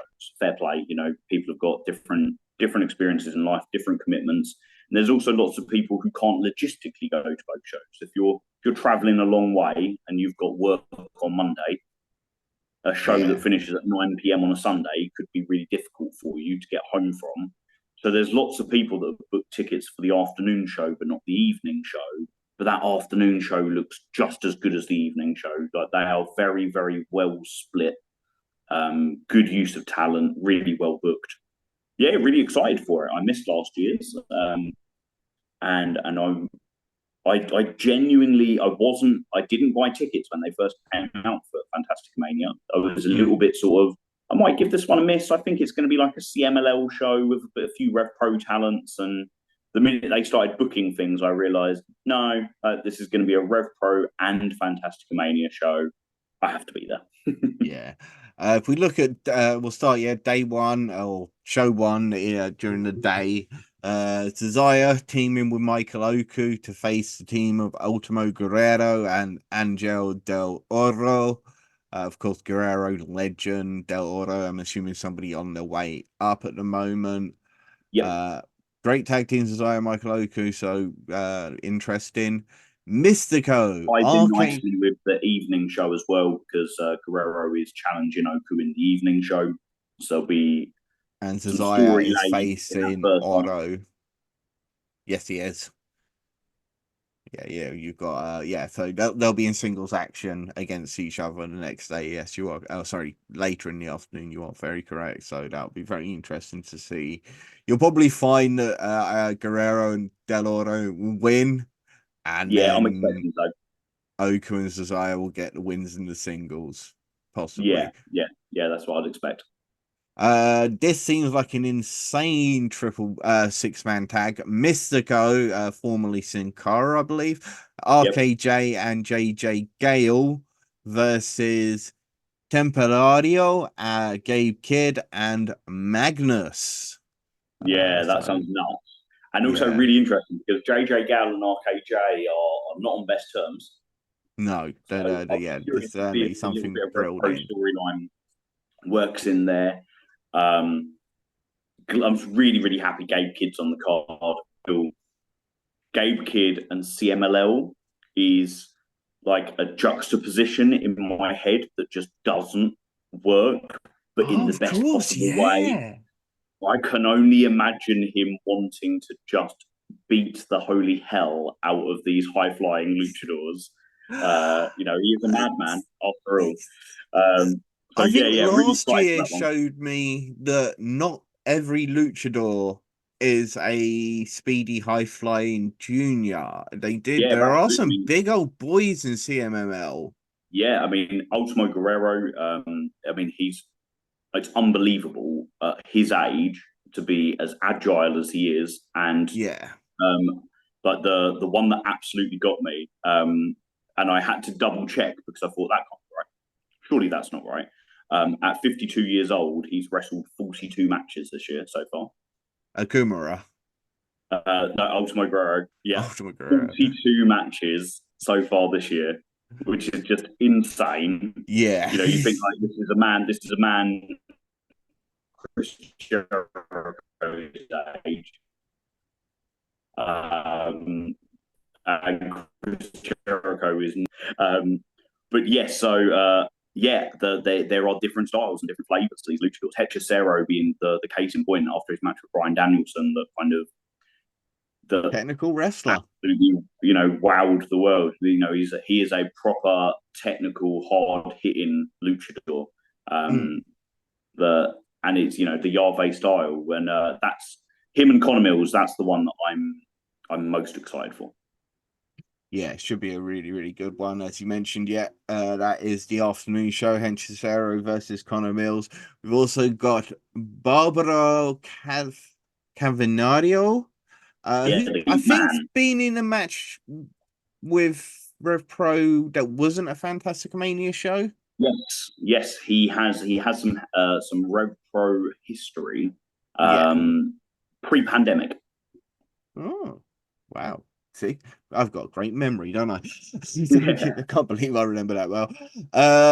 Another six-man tag here. Luke Jacobs and the Grizzled Young Veterans facing Mascara, Dorado, Neon, and Futuro. Now, a lot of people obviously see Young Guns. They think Northwest Wrestling. They think trained by Chris Ridgway.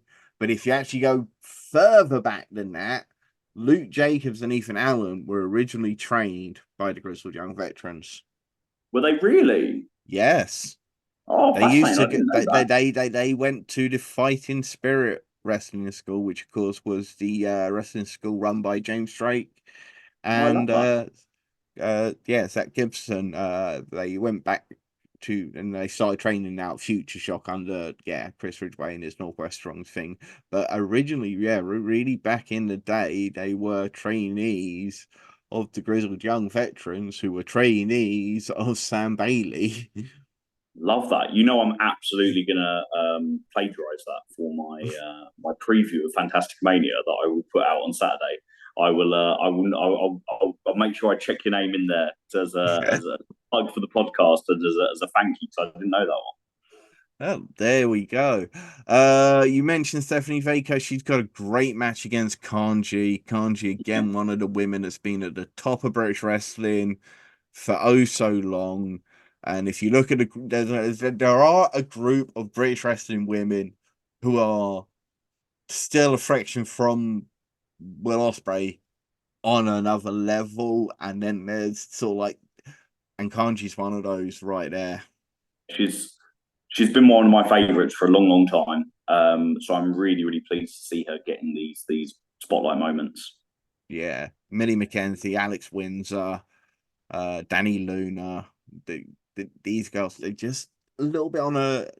They really should be at the top, basically. As I think they should be well into what is the best for all of them. Atlantis and Atlantis Junior and Dolce Gardenia Yep. versus Akumara and Lycos Jim. I guarantee you Kid Lycos is buzzing about the fact that he gets to tag with Akumara. Yeah, yeah, a bit of a wrestling legend, I believe. Yeah. Yeah, I feel like it's also nice to see Lycos and Lycos 2 back in Rev Pro as well. And, you know, they were fantastic Mania last year. So it's great to see them back in it this year. I think they'll get the win as well. Yeah. I feel like that could be a big moment for them. Although, oh no, oh sorry, it's Atlantis No. and Atlantis Junior, isn't Yeah, it? they're getting surely a going to take win. the win Of because course they've they're got getting a win. the match later. I think it's the evening match that's got Dolce Gardenia on it that I think that he'll be the one that takes the pin in that match against their opponents in the evening show.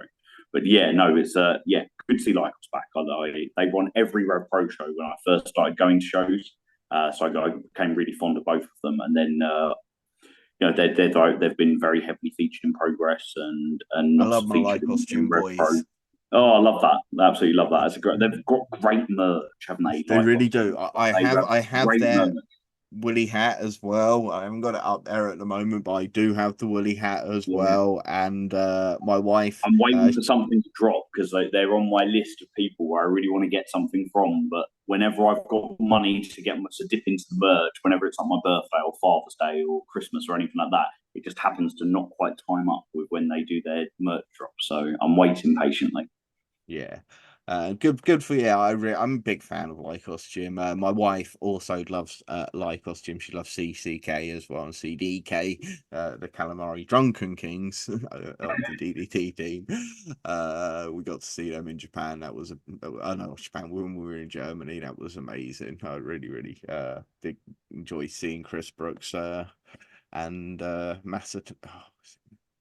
I can't remember his name. But yeah, great team. And Lycos Gym are just that. Night 2, as you say, main event, undisputed heavyweight championship will be on the line. Mark Oku versus Ultimo Guerrero.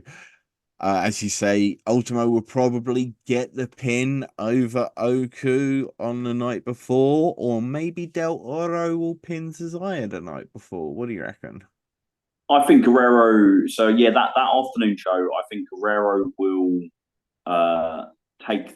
He'll get the pin. As to who he pins, that's an interesting one. Because Oku has now been. So he was pinned and defeated by Zozea in Barcelona. Yeah. He was pinned by Leighton Buzzard on the build up to his match at York Part Hall. of a tag match, yeah. Yeah, so he's definitely happy to eat the To take a pin. pin, to build a I just hope match. they don't lean into it too often. But if I'm honest, I think Michael Oku, being the wrestler that he is and the way he wrestles from underneath, I don't think it'll harm his championship reign in any way. I mean, he's going to If they have a can make record-breaking it more reign. So tag matches rather than straight up singles, I think you yeah, get away with it. absolutely. Yeah, I So think so. I don't want to see him losing singles matches. I feel like the Zazaya match was an exception, and it shocked me, and it seemed to shock the Rev Pro fans. So that worked perfectly, and it yeah. built this huge epic encounter. Yeah, I But it's wonder not if he something that had needs them. to be repeated. Yeah, yeah, absolutely strange to see. I mean, I guess going in, they were like, look, you gotta let us have one Lucha Libre Barcelona. Sort of like, you gotta let us have one. Why didn't you let us have this guy? And I'm assuming Andy probably did his research, looked at the work, and gone, you know what? There's a star there. And Yes, yeah, yeah, decided, absolutely. yeah, Lightning in the bottle, I think he is. I really do. absolutely. Mystico versus Templario in a straight up Yeah. CMLL match. That Grizzled Young. is, I Sorry. think that match has been booked with a lot of promise.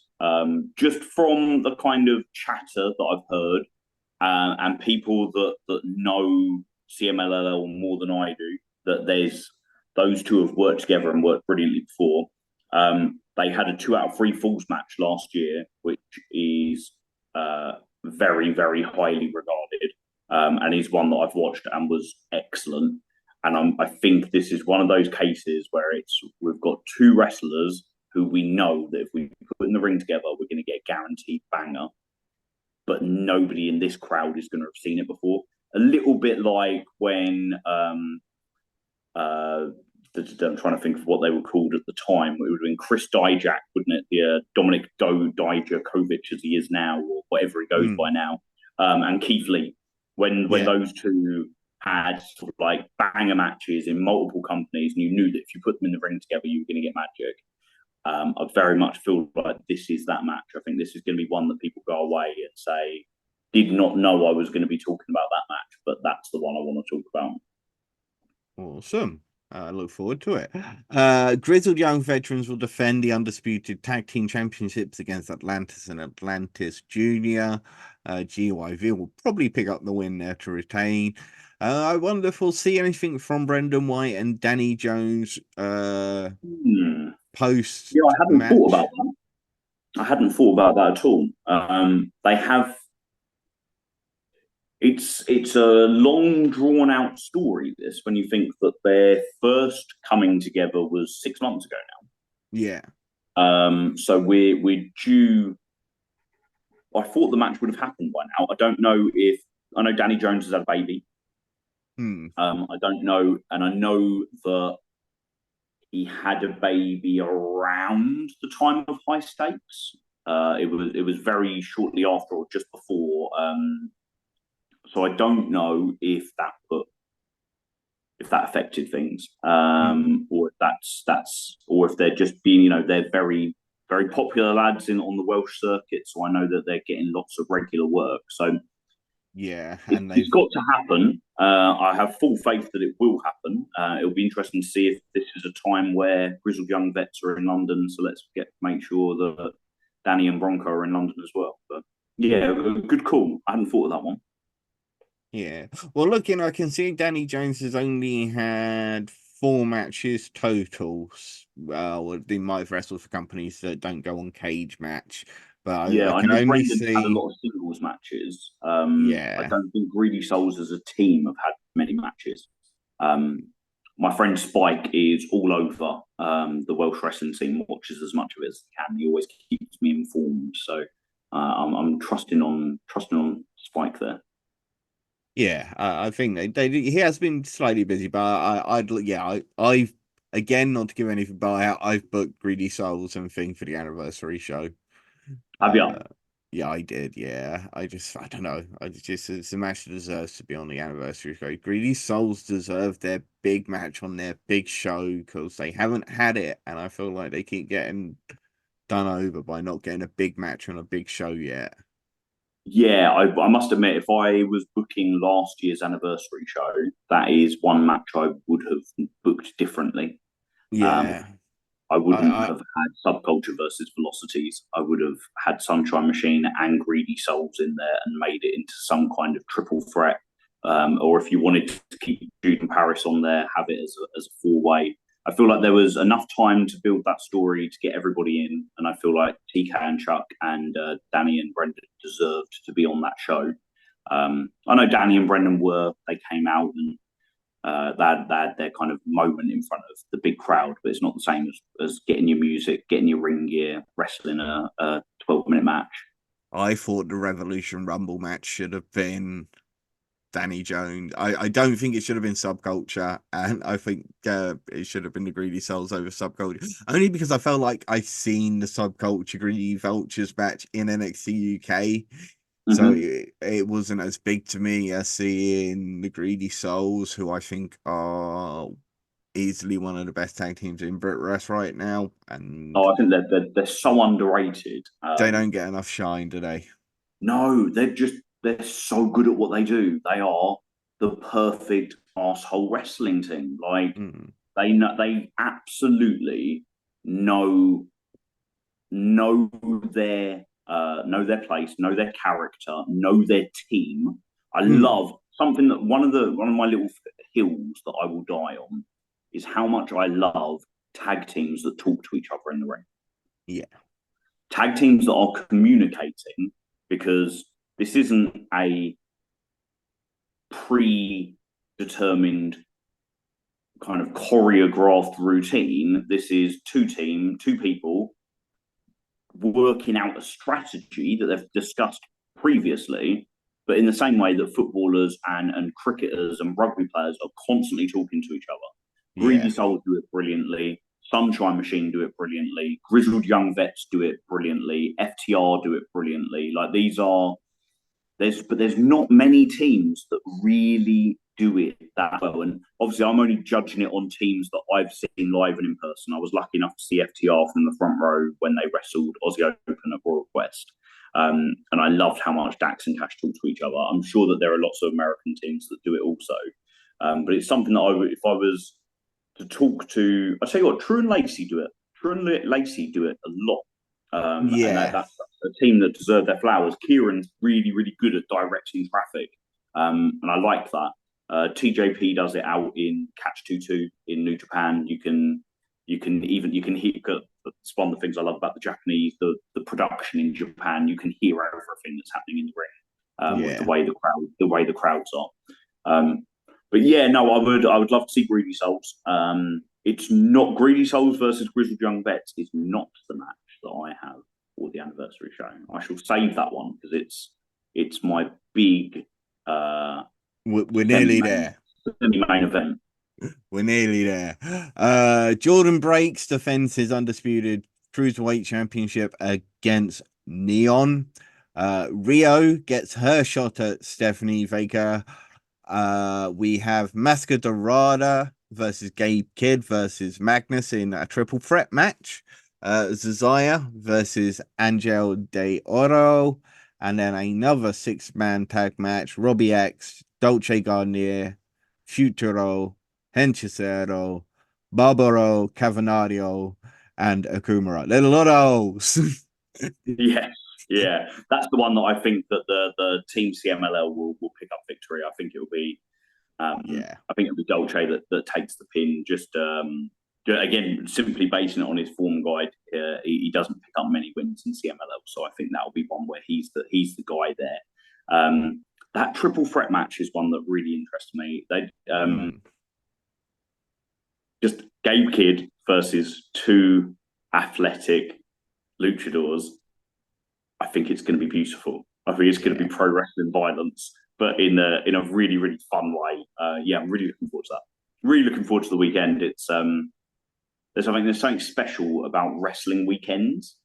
Yeah. And it's one that I'm really looking forward to.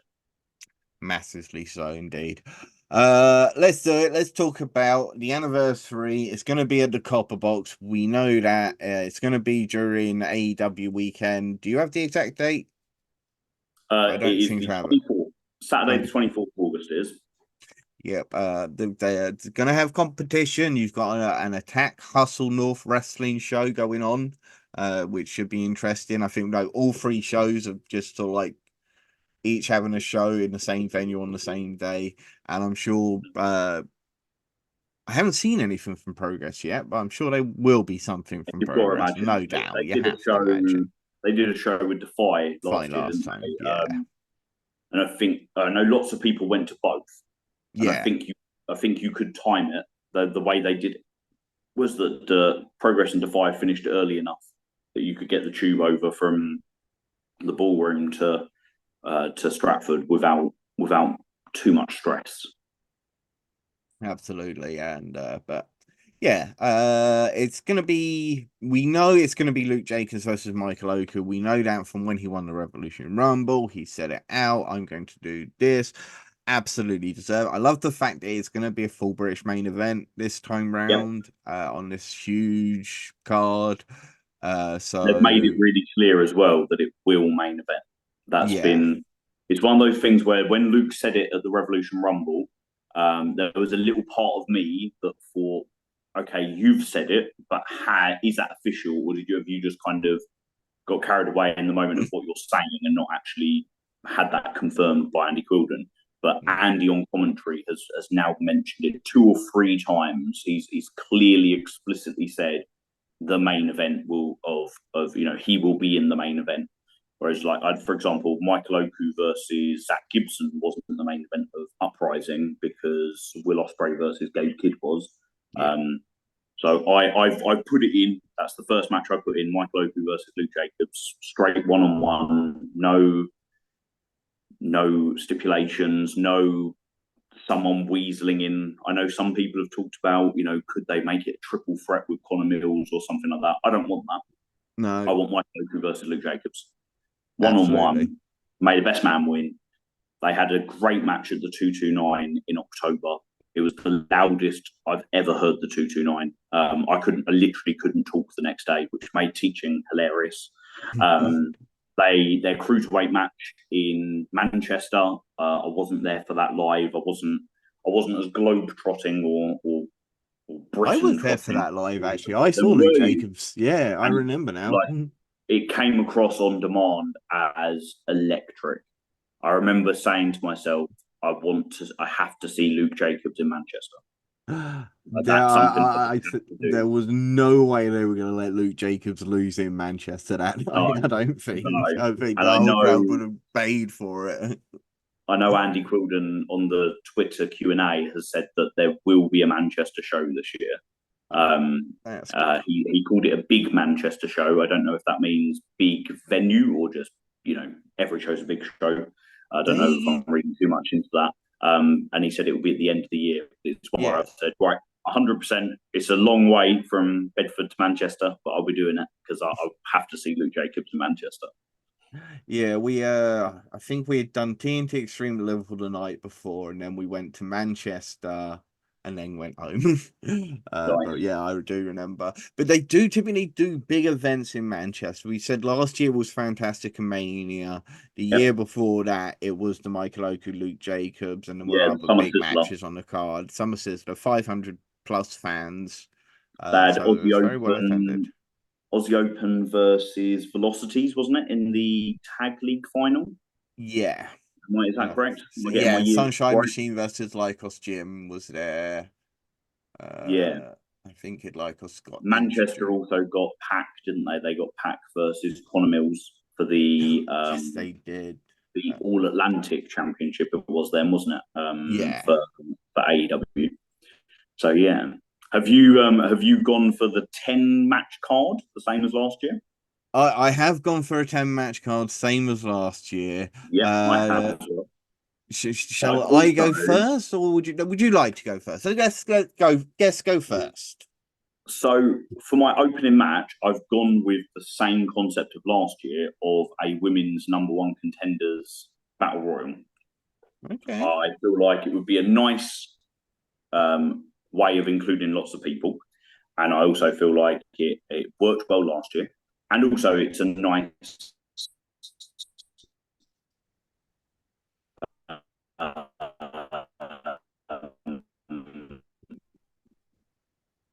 It's an element of tradition. Um, Oh, don't tell me we're gonna lose him completely. I think we're about to lose Dave completely again before we get into this. Hopefully not. Are you worse? I'm here. Are you here? Yes, I'm still here. There we Hey, I go. think I I was here the whole thought we were time. going to lose you completely there. So yeah, so the 10 women battle royal, I've gone for 9 and a surprise. Yeah. So the 9 people that wouldn't surprise anybody being like Sapphire Reed, Alexis Falcon, Kanji, Rio, Chantel Jordan, Sky Smithson, Nightshade, Lucia Lee, Mercedes Blaze, like a good kind of who's who of people that have regularly represented Rev Pro at different points. Yeah. And then I was thinking about somebody who could make a big surprise, someone who, if they happen to be working another show that weekend, it wouldn't be the end of the world because it's a battle royal. They don't need to take any dangerous bumps or anything like that. And I put in Chris Statlander. Ooh, that would be Leaning nice into that AEW connection. Yeah. I haven't gone for too many big names like that. I've got a couple, but I thought that one could work pretty well, like that Sky Blue Pop from last year, and one where I don't know what Statlander could be doing at All In. Whether she'll be on the card or whether she won't be. She wasn't last year, I don't think. But if she is, it feels like it's a safe match where it's very unlikely anything's going to go on toward where she could end up not being fit for the next night. I don't think Sky Blue took an awful lot of bumps last year for the Rev Pro, but she did it. She got the job done. Yeah. What have you gone for your opener? I've gone, considering what they've been doing recently, with a European Scramble match. All right. Yes. Yeah. I did think of that. With Gil Blanc. Nice. Mike D. Nice. Santos. Nice. Zazaya. Yeah. JJ Gale for the English side, and I'm going to go with somebody who hasn't made their debut yet for Rev Pro UK, but I think is a very talented young wrestler by the name of Peter Tahani from Hungary. Somebody I've gone I've shouted out a lot on this channel. I do think he's a very, very talented wrestler. Has had 2 great matches with Michael Oku in the past. So they're worth checking out. I just don't know if there are any matches free that I could send you, but very talented young gentleman who gets the crowd behind him. Very much a Zazaya type wrestler as well, and he has been trained by some of the best, and is currently he's recently started as a trainer at the WXW Academy as well. He has a big role with WXW and was the finalist in the 16 karat gold. And nice. somebody I just think is brilliant, and happens to actually be my wife's favorite wrestler. Very nice. That ties me very well into my next 2 matches. Ooh, okay. So if I may take a liberty, I'll announce my next 2. So my opening 2 matches. This year they opened with last year. Sorry, they opened with John Slater versus Dan Maloney. And then they went into a 6-man for the Cruiserweight title. Yeah. I have opened with a big singles match and gone into a 6-man, but a 6-man scramble for the number 1 contendership to the Cruiserweight title, not for the Cruiserweight title itself. My opening match, I can't take credit for this, so I've got to shout somebody out here. I was on the MXL Swapcast Network podcast with Ewan McKenzie and Big Dave, and Ewan put forward a match that when he said it, I've not been able to think of it ever since. It is the match I want, and it's JJ Gale versus Speedball Mike Bailey. And that, to me, I think JJ Gale gets a big singles match at the anniversary show. He is being really pushed this last year.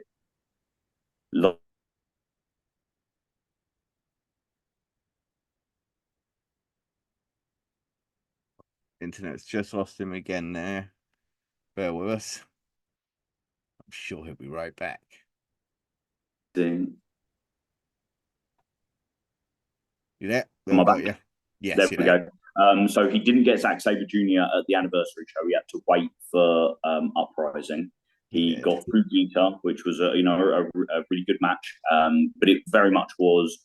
It kind of showed that JJ in the pecking order wasn't at the same level as RKJ, wasn't at the same level as Luke Jacobs, who got the bigger names. I think JJ gets a big match this year.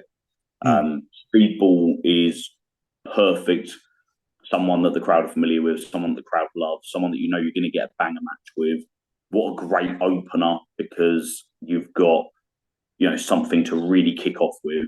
And then I followed it up with a 6-man scramble for the #1 contendership Yeah. with Leon Slater, Cameron Kai, a returning Callum Newman, a returning Francesco Akira, someone who has represented Rev Pro a few times now in Leo Rush, and someone who is familiar to the Copper Box and familiar to Andy Quilden, but not necessarily familiar to Rev Pro in El Desperado. Ooh, really I feel like we interesting. need some big names at the anniversary show, but I also feel like we need to go to people who have got big followings who we haven't gone to before. Yeah. And I feel like Desperado would be a great fit for that.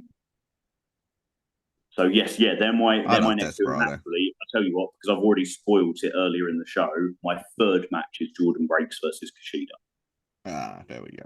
So there's my opening kind of my first third of the show. What did you go for your first third?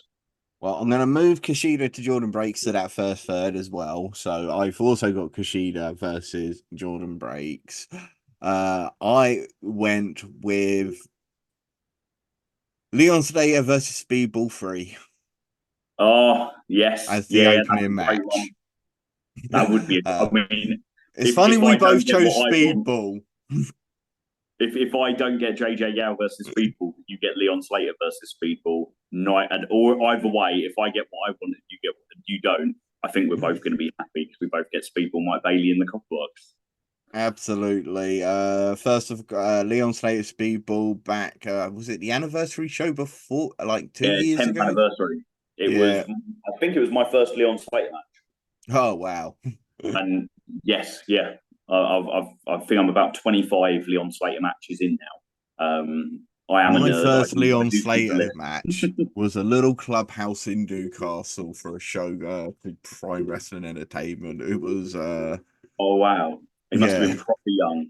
it was only about 6 months before he truly broke out. But yeah, I Okay. saw him and I went, oh, that dude's gonna be a star. Yeah, yeah. He's probably, Even back I reckon he then. was maybe 17 then. He's 19 now, so Yeah. I wonder if he was 17 then. Yeah, he would have been What have you 17. got for then the second, or would you go Kushida and Jordan Break second or third? I'm going to go third because my second kind of ties into something that could happen, maybe, possibly. Uh, Something could tie into Fantastic and Mania, and that's actually Alex Windsor once again challenging Stephanie Baker Oh, for the nice. NJP Strong Championship, but this time Windsor wins. Oh, that's very interesting. Mm.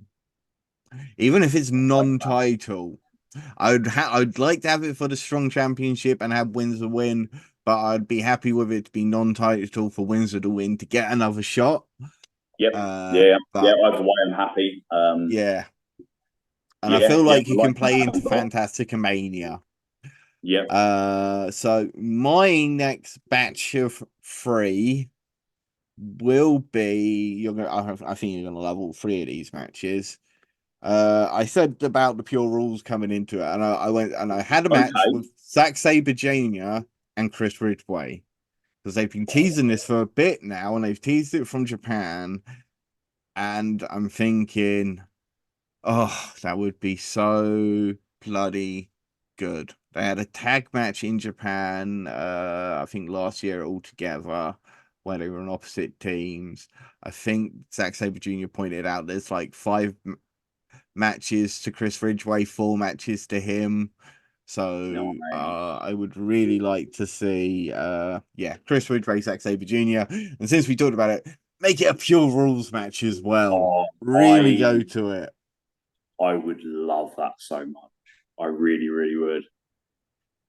Challenge Go on. Sorry. challenging Gabriel Kidd for the newly won New Japan Strong Championship. Yep. Ethan Allen.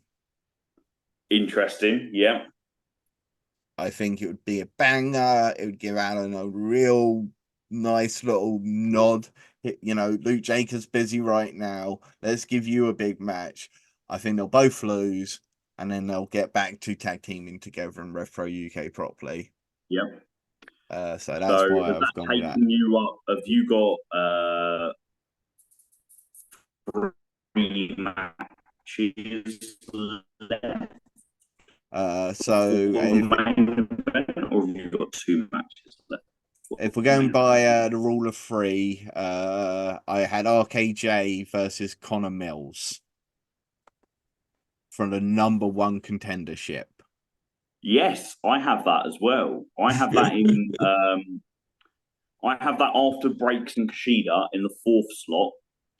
And then I have a run of people who you've mentioned. So I thought about who, like Zack Sabre Jr., I believe will be on this card. He has to be. I think so too. And I thought about who hasn't had the big Zack Sabre Jr. match. Mills has, RKJ has, Oku has. I don't believe Robbie X has. So I have Zack Sabre Jr. versus Robbie X. I've got Connor Mills versus RKJ, like we spoke about. And then I have Danny Luna versus Alex Windsor versus Athena. Ooh. Now, Yeah. I am leaning into the AEW part of it a little bit because I feel like the working relationship's there. I feel like they've got to push that as much as they can to grow. Yeah. And I'm also thinking about people that realistically might not be on the All In card who are a big name. I think Athena, from her work in WWE as this record, this long reigning Ring of Honor champion, has really built herself up and could be, a good draw for it. I think Danny Luna retains, and I imagine it would have to be Alex Windsor that takes the pin, not Athena, from a politics point of view, or however they do it. But yeah, I had that one in there, which leaves me with my kind of top 3 matches, which culminates in Michael Oku versus Luke Jacobs. Okay, so what are your top 3 matches then? A match that we've been waiting for a very long time, that feels like now could be the time to pull the trigger. Gabe Kidd versus Shibata. He's been wanting it. He's been asking for it. Yes. I can see and it. Then this is probably the penultimate match is a match where I feel like this could be my, the one where I say it and people are like, oh, you're ridiculous. That's never going to happen. But I'm thinking about, on that All-In card, they got a lot of people on there last year. But I feel like if Tony Khan wanted to work with Rev Pro, and there's a match that I know because I've spoken to James Drake and Zach Gibson. There's a match they want. The opponents want the match. They've talked about it. They've discussed it.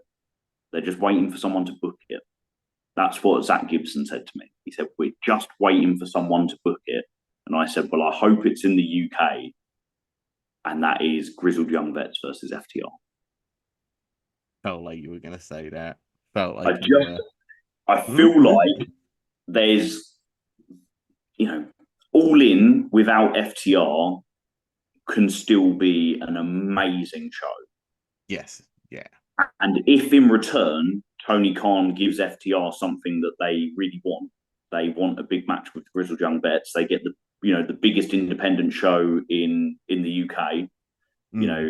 I feel like Dax and Cash don't strike me as people that would take that as we've been dropped to the local indie show instead of the big one, because they love professional wrestling and they get this huge match out of it. I feel like it could be the one.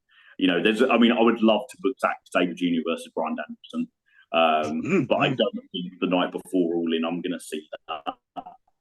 No, Zack Sabre Jr. versus Claudio. I feel like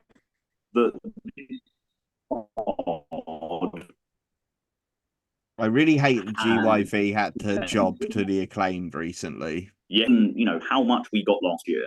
Yeah. You know, we got Shingo, we got Shibata, we got ELP, we got David Finlay, we got Ishii. You know, the loads of people there. I've tried to freshen it up a little bit. There's no Ishii, there's no Shingo. You know, But maybe there's their still names, New Japan connection. but there's New Japan connections there with Desperado and Akira, with Kushida, who I know we kind of, I'm not quite sure how it works. I believe he's Impact contracted, and they've sent him out to do the best of the Super Juniors when Yo got injured. Yeah. You've got Shibata, who's still got his long-standing history of New Japan, but he's a Tony Khan guy now with AEW, Athena, FTR, Statlander. Like, maybe not all of that can come to fruition, but if some of that came to fruition, I feel like that could be a big one. See, I think I've probably pushed the Brits a bit too much because mine ends with Greedy Souls versus GYV. I just feel like Greedy Souls deserves the big match on the big stage to show that they are just as big. And I would have them win as well, to be honest. I'd love that. I honestly would. And it's one of those ones where I would say a nice realistic one could be GYV Aussie Open. Revisit that feud. They had some great feuds, matches in the past. And also that feels very plausible, doesn't it? Yeah, it depends on when Mark Davis. I don't know. Yeah, I don't know what Silla's injury situation is. But I could see that happening. Yeah, but I've gone with Greedy Souls here because I just feel like they deserve it, man. They deserve a big opportunity, and I want them to have it. Yeah, absolutely. And I will just say this: like, I would love to see a pure Rev Pro card, with the standard kind of like, maybe one person from New Japan coming in for a big match or something like that. Just feel like there's a lot of pressure on them this year to sell these tickets, because last year you put up the match graphic of Shingo versus Ospreay and immediately people went mad. Michael Oku and Luke Jacobs, it has the same reaction for a smaller demographic. But I feel like this year there's a lot more leaning on the idea of, we delivered last year, so come and watch us again, trust us. But you're asking people that are like, maybe they're casual Rev Pro fans, but actually maybe there's people there who have never seen Rev Pro at all. They're just coming to watch AEW and they're staying for the weekend. You're asking them to shell out quite a bit of money for a main event with a couple of people in it who they've heard some stuff about. But it's not quite the same as Ospreay Shingo, so we need to have some stuff on there. I do think the fact that Oku is 6-star Oku, the fact that I always think of Luke Jacobs and Ishii last year being the most talked about match of All In Weekend. Yeah. I don't know if that's something that I say from a British wrestling fan perspective. I don't know how well that travels around the world. I'd imagine there's lots of people in Europe that were familiar with it. Yeah, they need WWE and AEW fans who only watch WWE and AEW to go to those shows. And so, yes, you do need it. So, as I say, I think I've leaned a bit too much into believing that the Brits can do it. But you're right. If I was going to say a match that could do it, Aussie Open versus Grizzled Young Vets could beat one. Yeah, that's a great one. I really like that. And I must say, if your card is put on, I'd be bloody delighted. Don't get me wrong. I really would. There is one more name that I think that I haven't booked, that I think is one that would be interesting. I feel like the New Japan well has dried up a little bit. Not because New Japan isn't, I know New Japan's going through a bit of a transitional phase. They suddenly lost all their biggest talents. Their two biggest talents. Yeah, and we've also been really spoiled. The fact that we had Shingo at Uprising, and it wasn't in the main event. It wasn't even the semi-main event. Yeah. I know. Well, maybe it was going to be the semi-main if it was going to be against Gabe. We've had shit. I've been lucky to go live a few times now, and people that have been to those Rev Pro shows have had that. We've had Ishii a fair few times now. We haven't had Naito. We've only had Naito for the New Japan shows. He's the one New Japan star that I still think has an aura about him that might attract people who want to see him live. Yeah.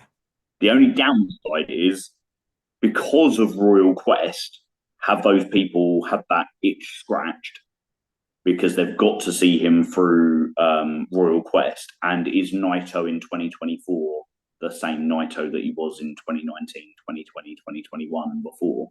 But I wouldn't be shocked if that was a card they tried to pull, if it was something that he was interested in. Marks of Brit Wres would love it. Yeah. Yeah. Maybe there's a reason Naito hasn't come over for a Rev Pro show before. Maybe he's not really interested. Maybe he doesn't take independent bookings because of the fact that he's protecting his knees and trying to get some longevity out of his career. And all the power to him if that is the case. But it's certainly an avenue that would be an interesting one. If they were to book Ishii, if I had a choice of Naito, Ishii, or Shingo, I'd immediately go Naito purely because I haven't seen Naito versus anyone. And I'm always someone where it's like, I would love to watch Ishii again, but Ishii versus Luke Jacobs last year, they're not going to do that this year. And whatever they do probably won't be able to be as good as that last year. And you will, whether you mean to or not, you will compare. It's human condition. So, and I'm a feel like Gabe and well, Zach is more. Yeah. You've got Gabe and Zach, and I'm sure they're going to reach out to Gabe and Zach and have Gabe and Zach on the show. Yes, 100%. New Japan. On it. Interestingly, the way you just said that, when you said Gabe and Zach, it just put the two into my head of what if those two wrestled each other. I did have it down for a TV title show. I when I sat down to do my card, I kind of had a mental checklist of all the Rev Pro wrestlers that 100% will be on the card. Yeah. And then the Rev Pro alumni that I thought would be on the card. And then some kind of, a bit of fantasy booking for the rest. And I was thinking, who would Gabe wrestle? And I thought Shibata. And I thought, who would Zach wrestle? And I thought, well, he's not had Robbie yet. And also, I love the idea that Robbie gets a big singles match because last year he was in the 6-man scramble match. And yeah, I feel like he had his Mustafa Ali match. But Robbie's one of those people where I think sometimes I wonder if it's to the detriment of his career how giving he is. He is very, very happy to be, or, he feels like one of those guys who does what's right for the business and right for the company and right for Andy Coulton. He does what he's asked to do.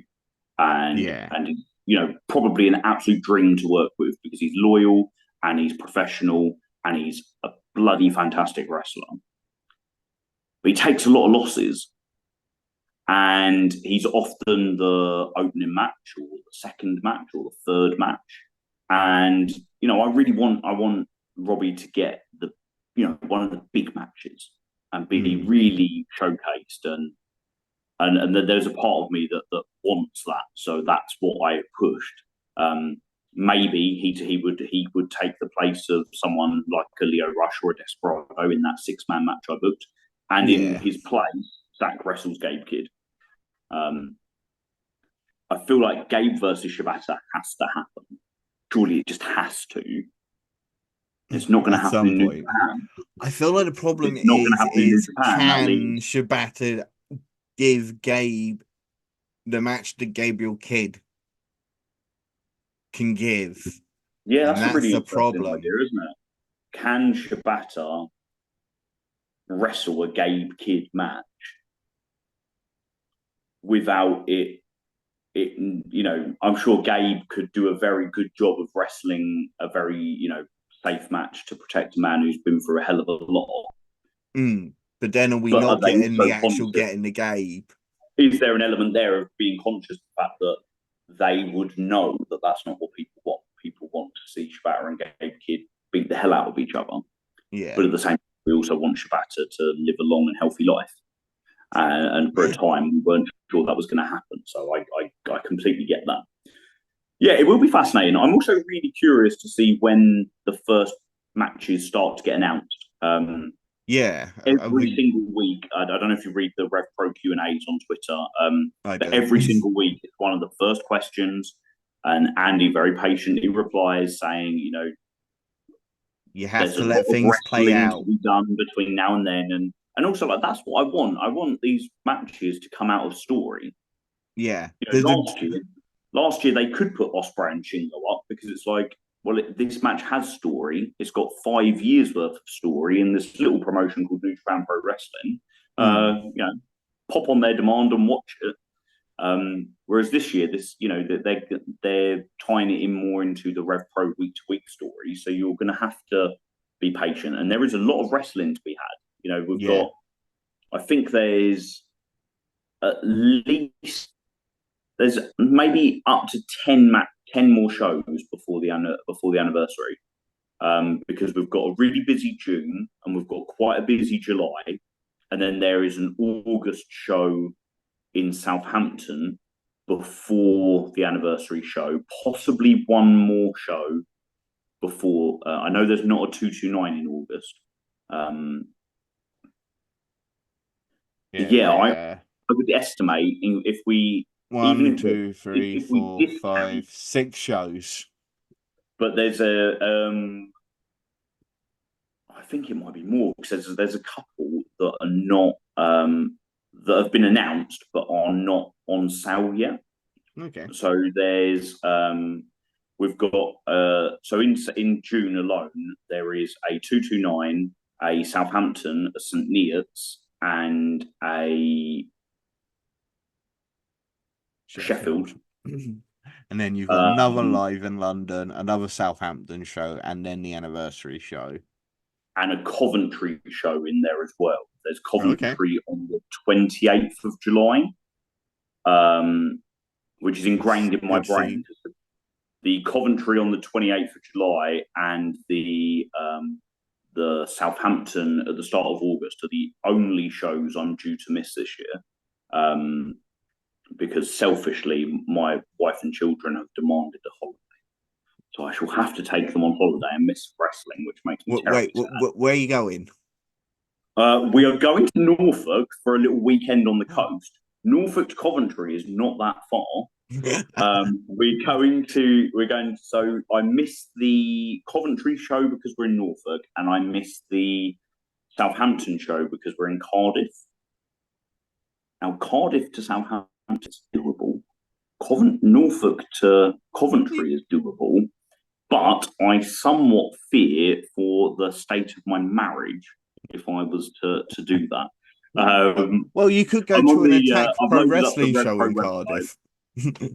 I've loaded up the Rev Pro website. You've got the 2 Fantastic Mania shows, and then we've got 229 Southampton, St Neots, Stevenage and Sheffield, back to the 229. There is a Coventry, Southampton, and then live in London. So what have we got? 1, 2, 3, 4, 5, 6, 7, 8, 9. 9 shows plus Fantastic Mania. And to build into something we talked about at the beginning, with Dave Meltzer giving Michael Oku Will Ospreay 6 stars. Now, when he talked about the match that followed it, which was Will Ospreay versus Takeshita, they got 5 stars. And he said athletically that the Will Ospreay Takeshita match was athletically the better match. But he said what made Michael Oku Will Ospreay a 6-star match was all the story going into it. And 100%. So it is great to see that we're not just getting random matches of English wrestler versus New Japan wrestler, English wrestler versus Impact wrestler, or Brit versus big star from somewhere. We get. I like the fact that we're getting Brits versus Brits. I think that it needs to be. We need to get to a point where British wrestling fans take British wrestling seriously enough to say British wrestlers are better than the Japanese wrestlers and Yeah, should go over, and not just, oh, the Japanese star's coming over, so he's the bigger star. He must always go win. We need to make British stars bigger. yep. And Um, I really feel like it's like perception. exploring Rev Pro as a 12-year company, and looking at, like, obviously I'm watching it all retrospectively, and then I'm watching everything currently. The pandemic definitely feels like a significant change in approach, and maybe Andy Quilden, Craig Armand, people like that would correct me and say, actually, we changed that approach in 2019 or the tail end of 2018, but it become really heightened in 2020 because of the fact that we couldn't book wrestlers from around the world. Yes. But it very much felt like the international dream match was a phrase used a lot throughout Rev Pro time. It's a phrase that's been used a lot, but I feel like the idea of building stars from the ground up has really, really been invested in over the last few years, and you can see it 100%. You know, I watched Best of the Super Juniors yesterday. Mm. Callum Newman on commentary, on English commentary, doing a fantastic job. You know, I've heard much more established wrestlers than Callum doing the commentary and really struggling to get any personality across when they're calling the matches. No disrespect to anyone intended, but Callum did a great job of it. You got Driller Maloney like walking out like he is an absolute star. Like from I remember him doing a promo not doing a promo, but doing a video response during speaking out from his bedroom in the pandemic. You know, the lad who's doing videos on his phone from pandemic to the guy who's walking out 4 years later in Coropan Hall like he owns the place. Yeah.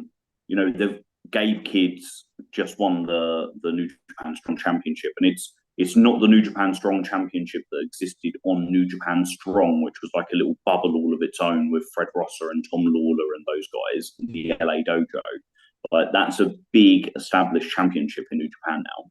Yeah. And then featured on AEW as well.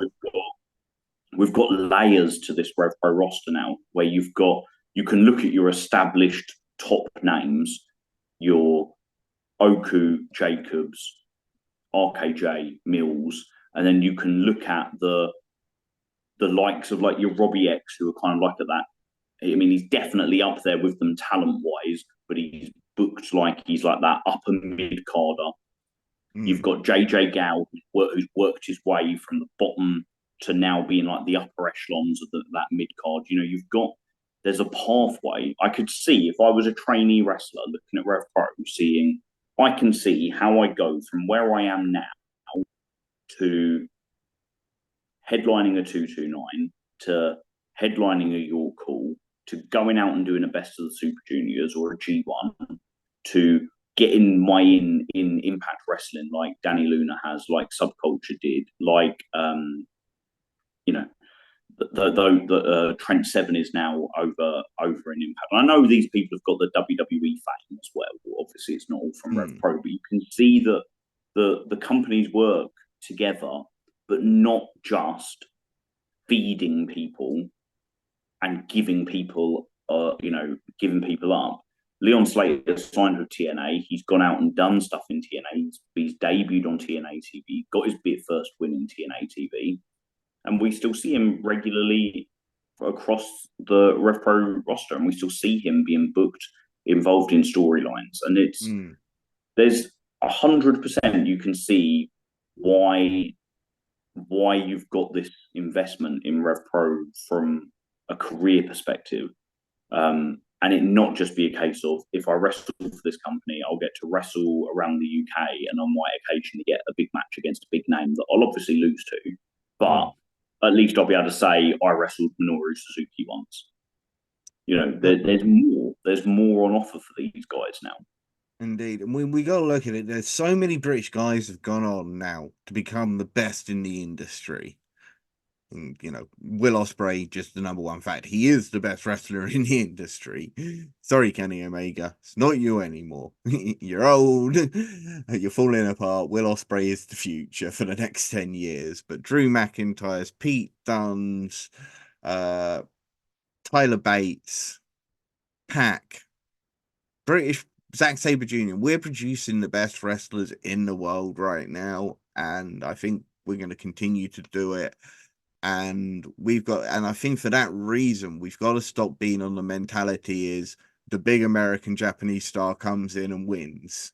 Yeah, and I'd imagine you and I are of a similar age, and when we were young, and we were watching, what would have been WWF and WCW then, and maybe if you're lucky, you were aware of some other wrestling companies, but that they were the two that people were familiar with.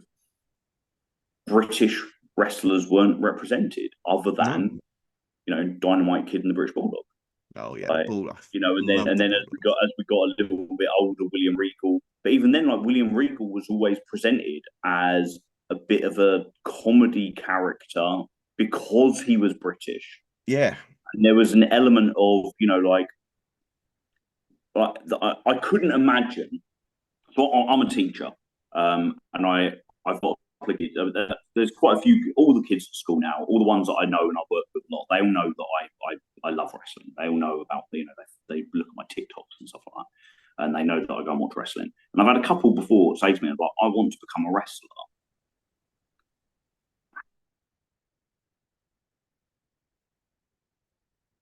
Losing it, but I was hoping he's going to say, and now there's a pathway for that to happen, which I'm sure he is what he's going to say when he gets back to us.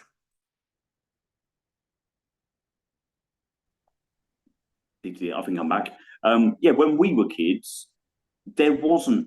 You didn't know you didn't know what the pathway was. But not only did you not know what the pathway was, if you did work out what the pathway was, you knew what the pathway was to work in the holiday camps or work in like the local town hall. You didn't know what the pathway was to working in another country in front of thousands of people. Yeah.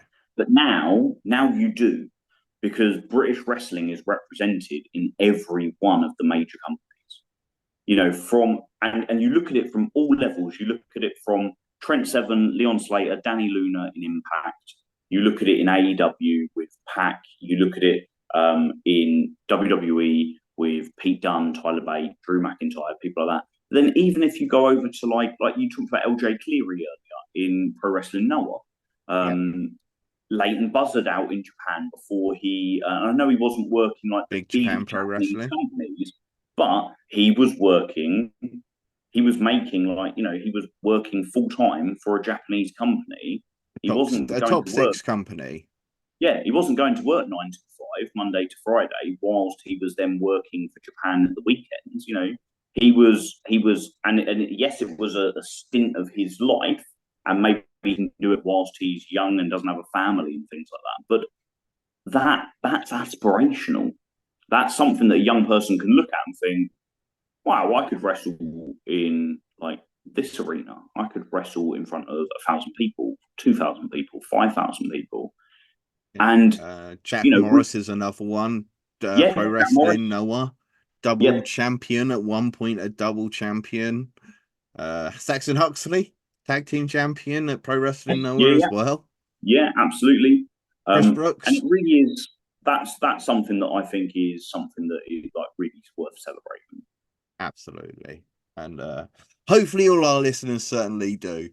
Now I've had you, nearly 3 hours. We've been chat wrestling. Really? I love to chat wrestling. Well, it's 10:30. Yeah, we think we first started at 7:30. There were complications, but I love talking wrestling for so long. But I think we should probably wrap up now. I think I'm going to get a reputation for being a waffle on quite a long time. I think I'm developing that reputation. It's It's my I passion. waffle all the time. It's normally I'm always waffling along, so I love to have somebody who waffles along with me, and it's great You to know, have it's one of somebody those who's things I always passionate. joke about. Like we love such a niche thing Yeah, that it really does mean that you don't get to have day-to-day conversations. So when you do get an opportunity to talk, and that's why I love listening to podcasts. I make sure I always find time on a Saturday. Saturday is my podcast day. Always find time on a Saturday to listen to a couple of interviews, a couple of podcasts, and it's just a joy to listen to people who are passionate about wrestling, especially when hopefully what we've done is be positive about wrestling and it yeah. not be a neg or a criticism, and it's just be a celebration of this amazing art that we all love. Absolutely. Although I've always said on this channel, we will never be afraid to criticize company, wrestler, match, or anything like that. It's just something I've always tried to maintain. I always think you should look for the positive, and I always do. But yeah, one of the things that we've always said on this show is if there's something we didn't like it, didn't like a spot, didn't like something, we'll bring it up because I feel I think Dave Meltzer recently commented that some people don't like to talk about the negative; they only want to talk about the positive. I think the negative, if you know, if you don't point out what the negatives are, how can they improve? 100%. I mean, and that is, that's my life. That's teaching. Yeah, Finding weaknesses and turning them into strengths. that's But it. like that, if you found something that you didn't like, that's absolutely okay. And if you want to criticize something, that's Yeah. absolutely okay. Just respect the fact that somebody else might disagree, and also respect the fact that that one thing you didn't like was probably along with 3 or 4 things that you did like. Yeah, so boost those things that you did like. So yeah, that's what I've always tried to do. If I'm negative, I'm always like, oh, but this was really good. Yeah. I try to come away from it as quick as I can. But yeah, it's something we do say.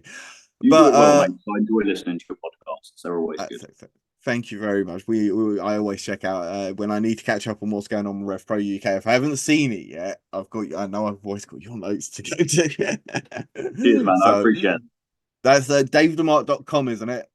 Yes, that is right. Yeah, davethemark.com. Just the place for daily Rev Pro exclusive fandom, purely from me being a massive mark who loves wrestling and loves talking about it and writing about it, and it serves my ADHD beautifully. Indeed, where wrestling is so great for ADHD brain Oh, because it's there's so amazing. much going on. Yeah, it Although never stops, sometimes it just can like be a an hive. overload and then I fall asleep. Yeah.